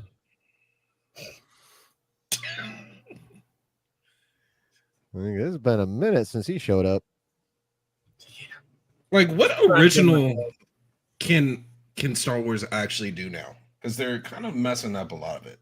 It's like I'm with Josh. Either go so far back it doesn't matter, or go so far forward that everything that we currently know is merely a footnote in history. Well, yeah, so I think the only thing that's going to have a possible future is the Rey movie, which sounds crazy because I think that the Old Republic is going to have the same type of issue. Like, we know too much about the Old Republic as a fandom. They're going to fuck it up. Scotty, I have a question for you. This is on behalf of my awesome co-host. Well, I'm his co-host, but Kindle. Yeah. What do you think about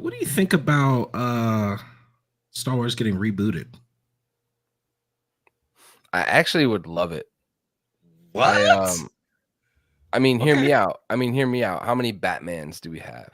How many Supermans? That's not a good example. I mean, bro, like, so you never George Lucas comes back, has all this power. You don't want him to retell it. If George Lucas came back, that's a different story because I'd want him to tell But us. to say what never, happened. I'm saying so you have a bar, but it would have to be George Lucas. No, I wouldn't want to read. I don't think that the fan like You I want don't think that retelling the no matter what. fandom. Let me phrase it this way: I don't think the fandom would have accepted Sebastian Stan. As what, Luke? Yeah, 100%. They would have fucking hated that shit. Sebastian Stan as a young Luke, accepted as Mark Hamill as his replacement, and the fandom still would have hated that shit. Maybe it was execution, but if it's executed right, which I mean that's another thing in itself, but I think people would have been okay with that. I just think were rebooting people and we get okay with the CGI Luke that we got, like the one that we saw bits and pieces of in Mando. The CGI Luke that's a younger Luke playing him talking to Grogu. was that a problem? I didn't know. I didn't. I thought everybody was fine with it. Cool. I think that people accepted it, but would they accept an entire show of a CGI Luke? Like, I don't know. I don't think Lucasfilm has the money to spend on an entire CGI Luke show. Right. In that part, I mean, they do 180 million, but I actually think I think they'd have a I'd problem like to see more a so with the reboot. I would CGI. like to see a reboot. I think So that'd a be great. retelling of all the stories. Yeah, from prequels to now. Yeah, Okay. prequel OT retelling I think would be dope Okay. if done right. I mean, obviously it's got to be done right, but with everything we know now, put all of everything that we've seen from Tales, like we've seen retellings of how the shit could go down. George definitely could add to it, I think. I think if they did retell, though, you are right. George would have to be in that room, though. For That'd sure. be I my- mean, we have stories that have been interjected now with Luke training Leia. So imagine Luke training Leia in the OOT retelling, and then knowing why she stopped because we see these premonitions of Kylo. Like, imagine that all told into one story. And bro, so as a fan of the sequels, the fucking number one thing I hate is why did Han Solo have to be a deadbeat dad? Why did he have to leave Leia because Kylo was force sensitive? Like, that's the reason that you went back to being a scoundrel, because Dude, yeah. they sent your son off to train. What happens if he doesn't train? Like, it's even more dangerous. You know, we've already seen this shit. Like, the Jedi, you know. So, I don't know. I think a retelling would be cool, but I don't know. You think that yeah. my Superman and Batman are trash takes, so...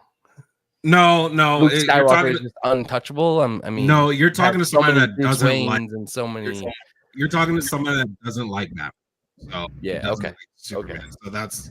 I think those have not really done well being rehashed and rehashed. So that's why. That's all the reason. I think the Star Wars fandom is too fucking privileged. I think we need a retelling to humble some of these motherfuckers. Like, I don't know. I think also a retelling opens up another bag of worms. Is And the a lot thing. So. Honestly, a retelling that's disgraceful to George Lucas. I don't think George Lucas would, if the table, if that was on the table for him to do, he would say, "Screw off." He would not retell it. He'd say, "Let's maybe retell the sequels. We might do some Darth Maul and Darth Talon," and that would be the caveat. Would be like, sure, but I do like the idea of like the Batman, Superman in there, but I think the difference is all of these were characters that were created by individuals, sure. But Batman was created to be a character in a larger world, and he was immediately handed off to somebody else to write in another comic, handed off over here to write in a larger ensemble. Same thing with Superman, same thing elsewhere. George Lucas had these characters, and George Lucas told these characters, or at least signed off on what these characters would be able to tell for decades. That's his baby. That's one individual's baby for 3 or 4 decades, maybe closer to 5 when he actually sold the thing. That's so inherently different. Come up with a new story at that point. It doesn't need to be retold, rebooted. Same thing. Like I'm interested. I don't know why the Harry Potter references keep coming up, but what do y'all think about Harry Potter now being a TV show instead of a movie? Like, the movies are excellent. I don't think they need to be rebooted into a TV show right now. But like you said, there's more room for like Luke and Leia would be able to have like if we new movies or if it was retold, you might be able to see more of that. Same thing, like you'll see a lot of the things we missed in the Harry Potter movies that are in the books. there's reasons for that, but George didn't put those in there originally, and they didn't start out with like a separate material like a Batman or a Harry Potter or something like that would. At that point, if you wanted to go tell a similar story, we've already told Dune. Dune was kind of based off of Foundation. Foundation's being told on Apple Plus. There's 3 or 4 stories, Rendezvous with Rama, things like that, that correlate that all these things are based off of. Go tell one of the original stories. Go make up a new story. We don't need to retell an individual story that was inherently his for 40 plus years. Batman, Superman, great points, but that's different in the aspect of so many people have been able to tell their stories through that, where those characters can culminate into different like people. I mean, every different Batman's a different version of Batman that kind of leans towards a different person. We only have one Luke. We only have one Anakin, and we've known those Anakin and that Luke for a long time now. It's different, if that makes sense. Soapbox, sorry, off. No, you're good. Respect. Yeah, I don't. Fandoms do though. Honestly, like we're getting little things like Tales of the Jedi. We're seeing those twin stories that we know that shit's based off Luke and Leia with the twins in space and shit, and where how they crash land and the one's literally sitting on top of X-wing. Like, where's my? Let me go find my sibling. Like, I don't know. I think that stuff like that's cool. And I always like harping back to George sold the shit. So what was the expectation selling it? That they're never gonna do that? Was that written in law? You can never retell my stories, but you can have all this other stuff. I don't know. Totally. I don't think they'll ever do it. I don't think they'll ever do it. But that's a respect thing. And then people like fans are always like saying that they don't respect the canon. Like they're doing the most they can to respect the canon. I don't think that this show took away from Anakin. I know that's a hot take because I feel like a lot of people are that's where I are disagree. really hung up on the fact that like the chosen one prophecy has been stepped on and whatnot. But I think they're trying to the more of the point they're trying to make is that like even a Bastila Revan type of situation is coming up throughout the generations. I compare the Chimere Osha thing to Bastila Revan. I compare Kylo and Rey to a Bastila Revan, and this is like a force thing that just happens, and it happens to balance it, or it happens because it's out of balance. But call it a dyad, call it whatever you want to call it. I think Chimere and Osha could be the next iteration of whatever this balance the force is trying to fucking work out between the two of them. Because she's not 100% dark side, and maybe he's not 100% either. Like he was a Padawan. Maybe she brings him back. Maybe they swap again. Like we're seeing people switch places like Bastila and Revan. So I don't know. Poetry, I guess, for me. I don't think they need a reboot. I don't want a reboot. Again, like the best thing they could do if Disney, obviously Disney is hell bent on doing their Star Wars. So if you want to do your Star Wars, go the fuck away from what we've known and loved, at least in my case, you know, for going on 40 years, over 40 years now. So like, I mean, that's just a dumbass business decision. Spend $4 billion on an IP with a global fan base built in, 30 years of books built in comics, and like all this shit to draw from. And then the first thing you do is say all those books are legends and they don't fucking matter. We're just going to do our own thing and continue to do our own thing. That's from a business standpoint, that's just fucking dumb. Like that's number one. And then to come out and say making these movies are hard because we have no reference material. What about everything you just made legends? That's 30 fucking years of reference material. What the hell are you even talking about? So obviously they want to do their Star Wars. Fine. Go so far into the future, Georgia shit don't matter, or go so far into the past, Georgia shit don't matter. That's where your Star Wars playground can be at. Well, no matter. So here's the thing with going into the past. Like, no matter how far back they go, people are always going to judge it on what we know now. Even Vernestra walking into the room with Yoda everyone's like, what the fuck? Yoda can't know about this shit. Bro, we don't even know the conversation that they've had. We don't know what happens. Yoda literally could know everything and just still not give a shit. We need to keep the Sith a secret. Why would people be so offended that Yoda has kept the secret? I'm actually like really curious about that. He's the oldest organism within the Jedi Council. You don't think that Grogu within his time is going to hide some shit from his friends? He's going to have to. He's going to have to. It is a little bit more than just hiding from a friend. He's hiding from the whole council at this point. Galaxy. More than just to a let them know that there's no threat and that the Jedi have everything under control. Like that's literally all it's about. But my issue also becomes is he wasn't a part. I mean, I'm guessing he would have gotten debriefed about what the council was talking about as well. Well, the one with the dude from Supergirl, what they had that discussion was, even though I don't understand why he's not in there also, but there, I would assume he probably knows that conversation. So maybe that does make sense, but it's also up to them to kind of explain it. That's what I'm saying is like Yoda does know everything that happened, and he is in agreement with Vernestra Rowe that they need to keep that shit quiet because the Senate is already on to the Jedi. The Senate's already seeing the little like imperfections of their protection that they're providing. So I think that Vernestra is going to tell him the truth or try to lie, and Yoda would be like, no, I actually know what's going on. Like, I am Yoda, bro. Excuse me. That being said, though, everything that they've shown me tells me that probably he would not catch up on all that. Because they make the Jedi look very do what?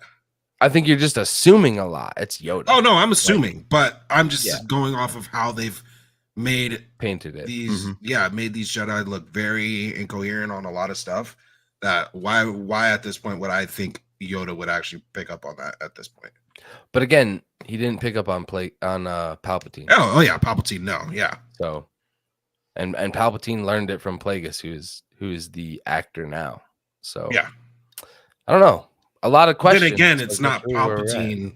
It's not Palpatine hiding this one from him. It's Vernestra, somebody that I would assume is nowhere near the Palpatine level in the Force. So that's what I mean. There's weird, but that's where I'm like, I don't think explain. Yoda. I don't think any wool is being pulled over Yoda's eyes at all. I think Yoda is in the know. I think Yoda could even know about Plagueis. Like outside of all these other Jedi, he's lived longer than most. I don't know. I've always been sus of Yoda though. I have been too. He's outlived all the High Republic Jedi. How'd that happen? You know what I mean? But that's what I also bring up is like, okay, you also know that now that Ki-Adi-Mundi is into the fold, that he knows something, and it's just I think that's how Ki-Adi-Mundi gets his seat on the High Council. Yeah, but I think he is promoted because he keeps this secret. But let's be real, are we ever gonna get that answer? Probably not. Because we're probably never gonna get season 2, but that ain't up to me. Not gonna be answered. I mean, Mangold, huh? Well, I'm glad you brought that up. Not because of Mangold, but how do y'all feel about Sean Levy definitely now making a Star Wars movie? Again, I need to see the product first. Like Roddy Rod fucking juiced up his season and it was terrible. So the guy that wrote the Adam Project, which was very Star Warsy in feel, it felt like Star Wars on Earth. That's who he's got writing with him or writing it for him.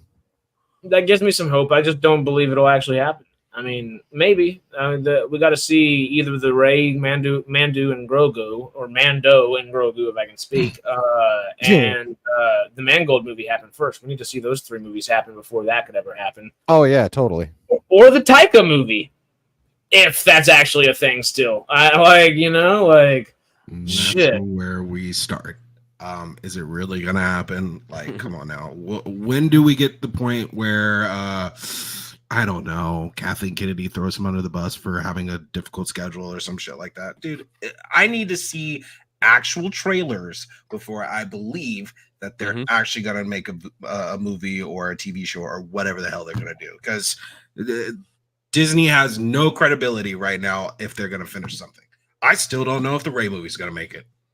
I doubt it. The only one I can say they're stamped on is Mandalorian Grogu. And that's because of how, much people love Grogu. But other than that, bro, come on. Is he really going to have this? Yeah.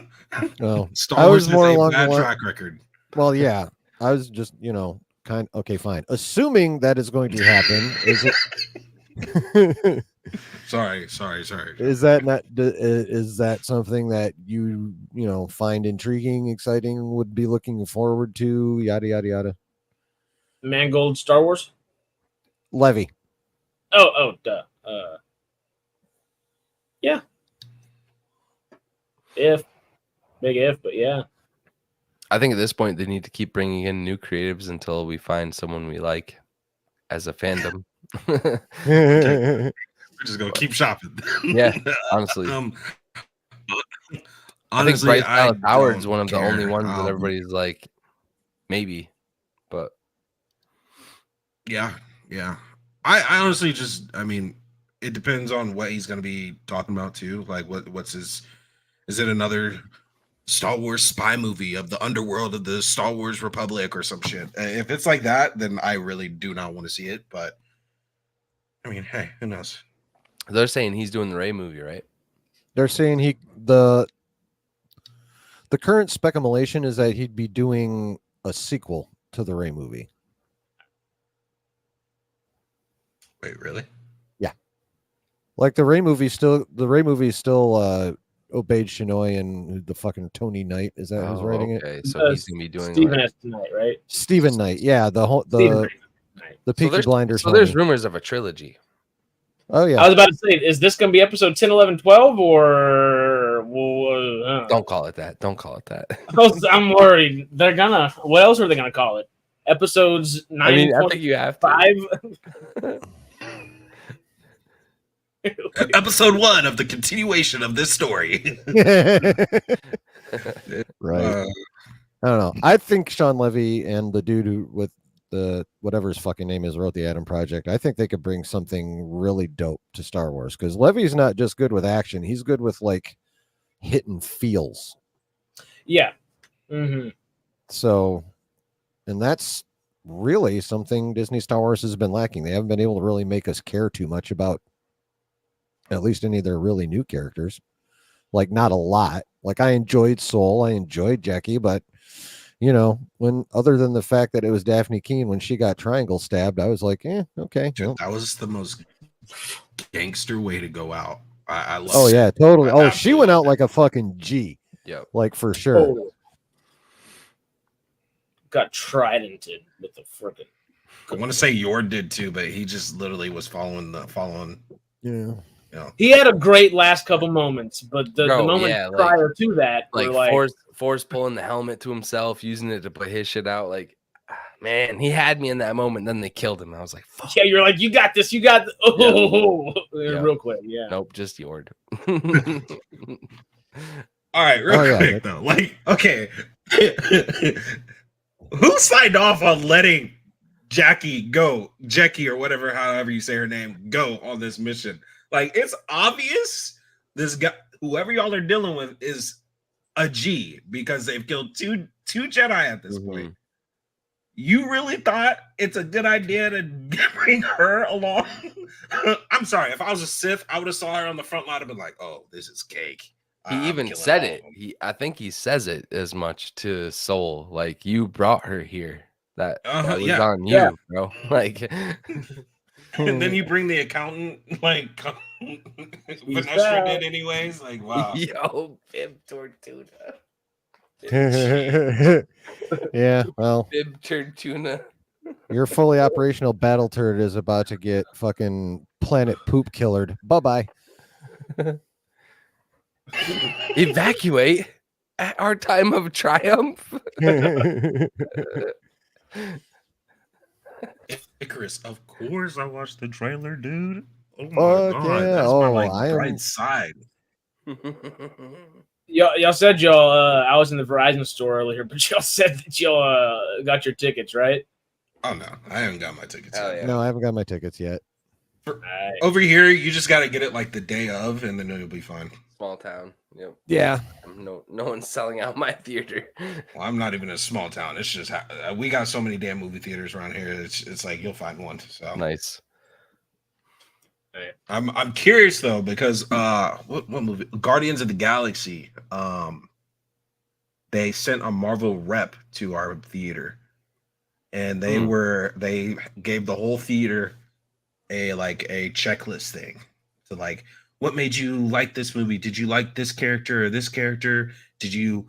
And it's like it was pretty cool. And so it's because where I live, Cinemark's corporate office is right here.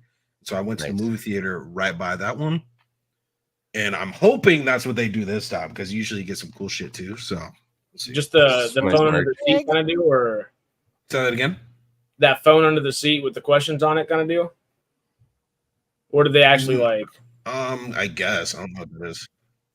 It was, dude. I wish I would have took a picture. It was like it was like 30 questions. I ain't gonna lie.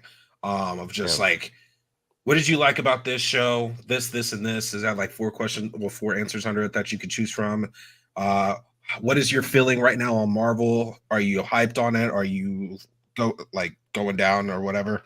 It was asking some real like tough questions about tough questions for them to see, like okay, to get a real feel on how the people are feeling about it. So Good. That's cool. So I have a lot of more hype, positivity when it comes to Marvel, I guess. Yeah. I mean, I just think I'm still trying to figure out the exact motivation behind, other than Marvel's a lot closer to being able to come back than Lucasfilm, but Iger never even mentions Lucasfilm in any interview at all. If he's talking about entertainment shit, he's talking about Marvel or Pixar.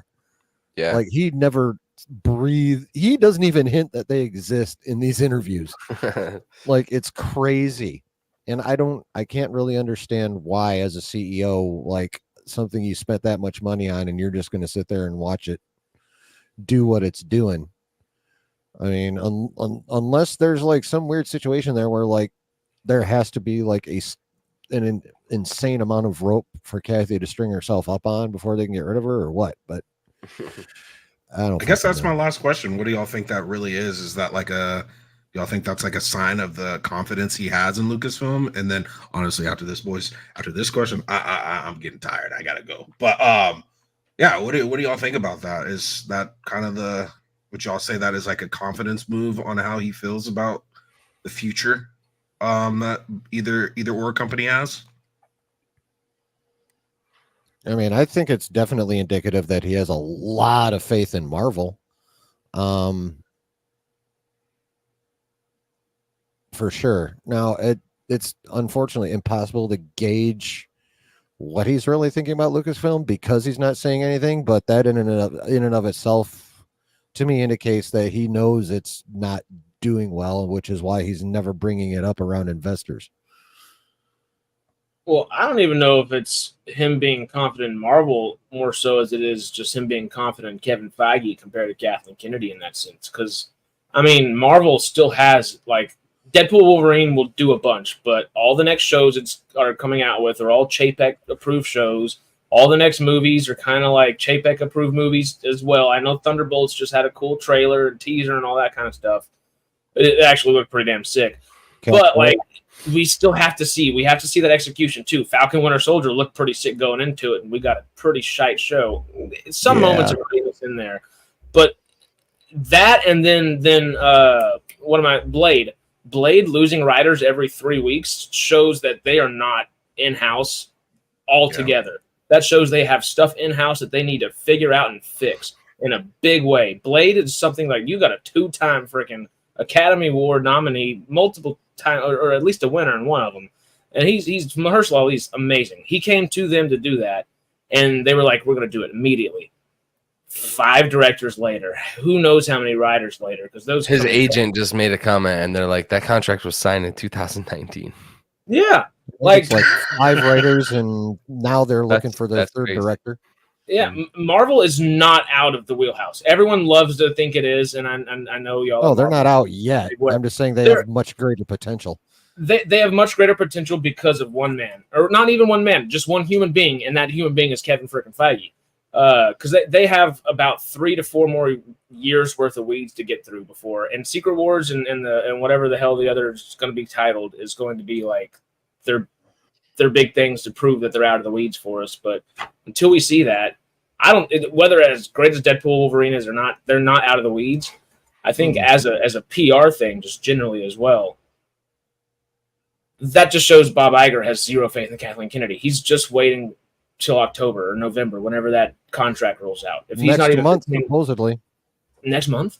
August is last I knew. That's when her contract runs out. Is next month. I don't think she's going anywhere. Yeah, no. Yeah, I'm waiting for the extension announcement. I don't know why. Do you think Acolyte hurts the chances? Wait. Let's kind of answer first. I was gonna say, like, you're right that Bob Iger only talks about Marvel. Like, you never hear him say the name George Lucas. You never hear. Oh, he did. He talked about George Lucas in like a book or something about when he originally sold him the property. But you don't hear him talking about all the fan criticisms. You hear him talking about a lot of comic book fatigue. You hear him talking about, like, we're gonna pull back on the Marvel shows. We're gonna pull back on the ancillary characters, and we're going to stick to the main characters that everybody loves. He's literally not saying anything about Star Wars. Why? I don't know. That's a good point. Huge point, actually. Just while thinking about that, do you think especially if KK's contract's up next month, we haven't heard anything on a public thing. Of course, they might be behind deals saying, we'll extend your contract, but they don't extend a contract till they extend a contract. Until that is in writing, it is not extended. So with just the numbers we've gotten, most likely, I hate to say it, but most likely she's staying. I hate to say it, but it's just what the feeling probably is. But do you think Acolyte might have hurt her chances of staying to some degree? They're like, oh, wow, this show you spent how much money on, and we're not getting it. They're thinking about Acolyte 100%. They're not sleeping good at night because of the show. Yes. One more quick little either or question. Is the reason Kathleen's not gone either because she's got dirt, or is it because nobody wants that motherfucking job now?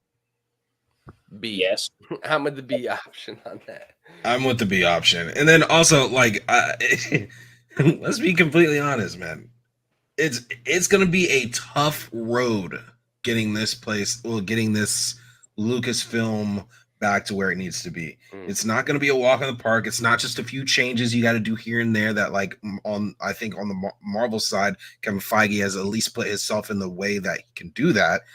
I mean, we're talking, you got to basically recorrect your image, because PR wise, they look wild. They do not really work well together on who they're trying to get talent wise.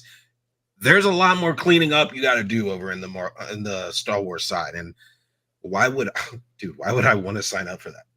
But like, I don't see why someone would want to do that. That's a lot of picking up on other people's mess. So yeah. I mean, to beat it, it's a humongous risk, but the reward is also, I'm the motherfucker that saved Star Wars.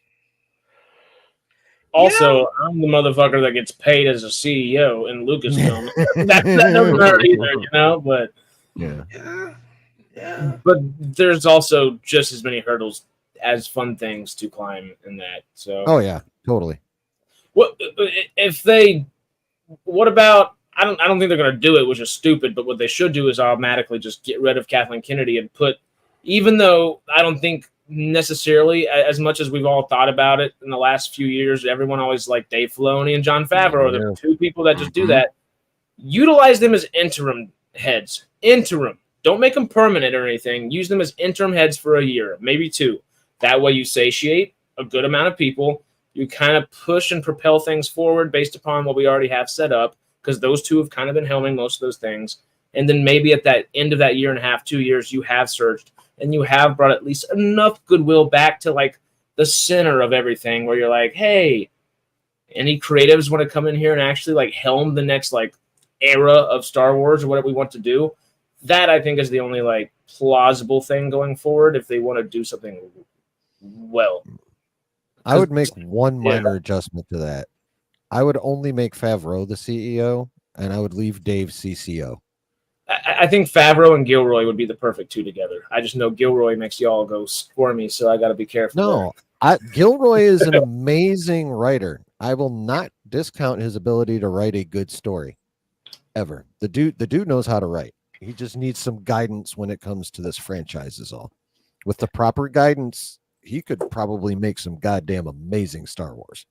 Rob? Favreau has been very quiet, but I thought that was kind of what they were doing, hosting these roundtables for The Mandalorian. He's talking over Dave Filoni in some of these interviews. Yeah. Dave is turning to him like, okay, what's up with the story? So I thought he was the dude. Well, for The Once again, Mandalorian, he's always been the dude. I'm talking Mhm. about like just making him CEO, period. He's not Yeah, doing once anything again, else, bro, They're like not the doing move- anything. The movement of Star Wars is just weird, bro. Like, it's weird. Like, why are we having pretty much Ahsoka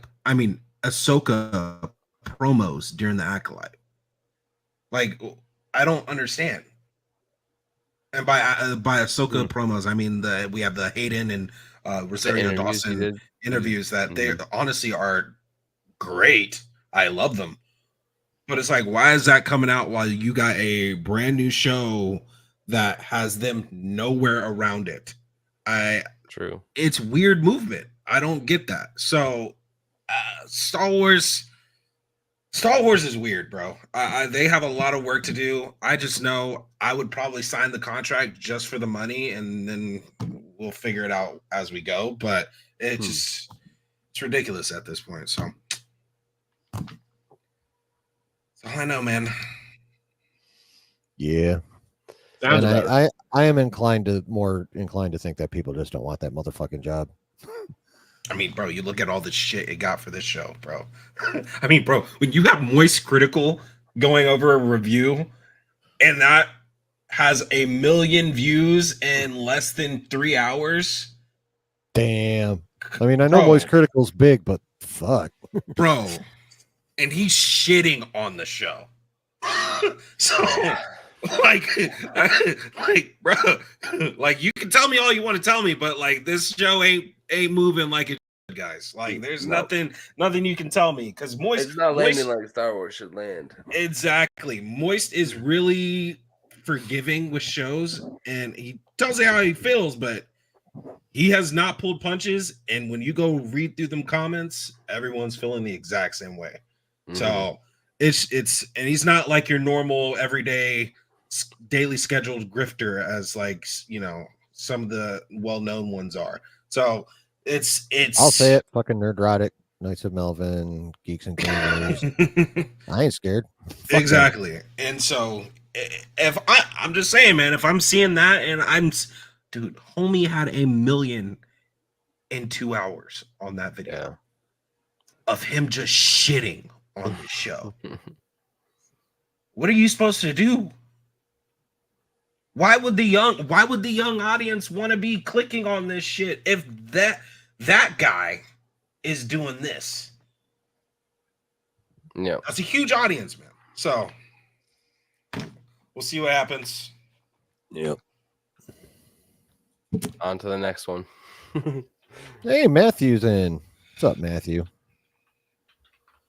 Lucasfilm has returned to making films, but the budgets need to be brought down to reality, or they need every single one to make over $1 billion. I mean, if they're going to be spending sequel money, then fuck yeah, they do. Well, that's filmmaking right now in general. Everything's $100 to a $200 million film, and screw that. People just, after especially the pandemic, people just aren't going to the movie theaters they were. Thankfully, they're starting to. Twisters, I just had a full freaking theater, and it was so nice. And there are a couple movies like that, but that like, movie is like smashing compared to predictions right now. It was so damn good. I honestly think I think I like it better than the original. I love the original, but I think this was a much more like both a better and entertaining movie. It retreads on a lot of the same things. Of course it does. It's freaking tornadoes, but like it's damn good. It's a lot of fun. Yeah. All right. We about done. We've been on here a fucking little long cooked. time. Yeah. I'm getting neck cramps and shit. But thank y'all. This was a really damn good discussion. And we pulled off politeness pretty well, I think. Look. We're none of us here are any like ill will about it. It's, I mean, Icarus, I was on your head a little bit, but you know, I look. It's all fun and games. I really don't give a fuck that much. So Yeah. Well, what it really comes down to is like even on the nerdrotic and geeks and gamer side of it is all like we all just want great Star Wars. Yeah. I'm always going to be a fan. When I'm watching it, I'm always going to be a fan. Sometimes it will disappoint me, sometimes it won't, but I have little hangups that I don't like, and we all do, and I think that's what makes this fandom great. So, yep. Yeah. And like, even with me, I'm not about to watch for a while. Again, I am not watching for a while. Ahsoka season 2. But I love Star Wars. Like, I love Star Wars before I even loved Marvel. So same here. Yep, I started off on Star Wars. Oh yeah. For sure. And like the thing with, again, those channels, it's like underneath all their bullshit, they actually do bring up legitimate, like actual criticisms of like story and shit. But the problem Some with don't. them, some don't. the problem with them is they decide to couch it and completely fucking bury it underneath their other bullshit.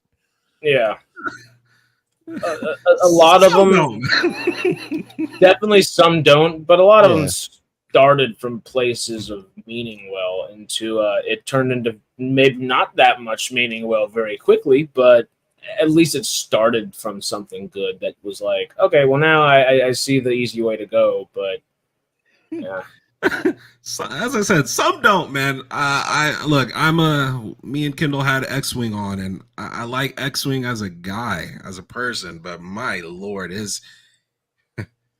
he like there's so many complaints you can have about the Acolyte that like when you go to the low-hanging fruit of like, you know, lesbian witches and shit like that, it's like, bro, just tell me you don't you just tell me what you really don't like. You're homophobe or something like that. Just tell me that. Like there's so many issues with this show. You shouldn't be harping to that at all. So I'll say that, and I'm done. Yeah. Yeah, give us the new one, not the whatevers. Give us the new ones. Nuance is dead.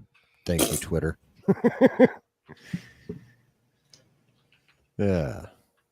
All right. Time to go bye-bye. Thank you guys very much. Thank you. Definitely. Apologize for the tardiness. that was cool. All good.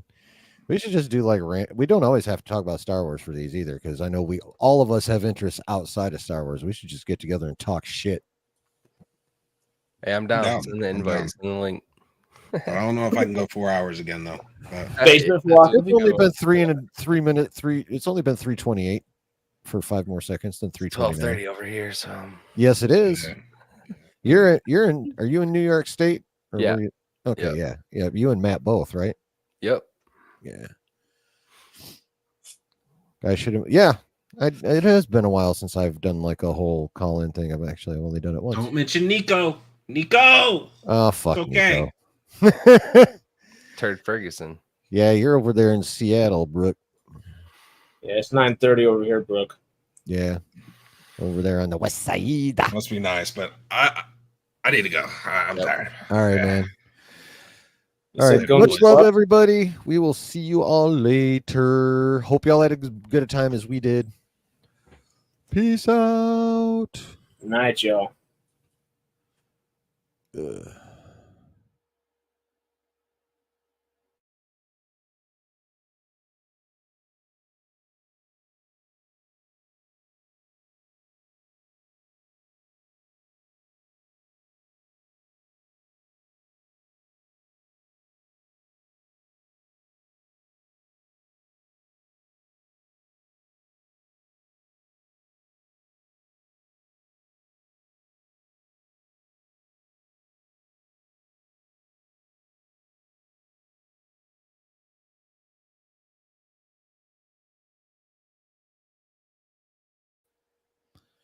This is how things can go when reasonable people have reasoned discussion.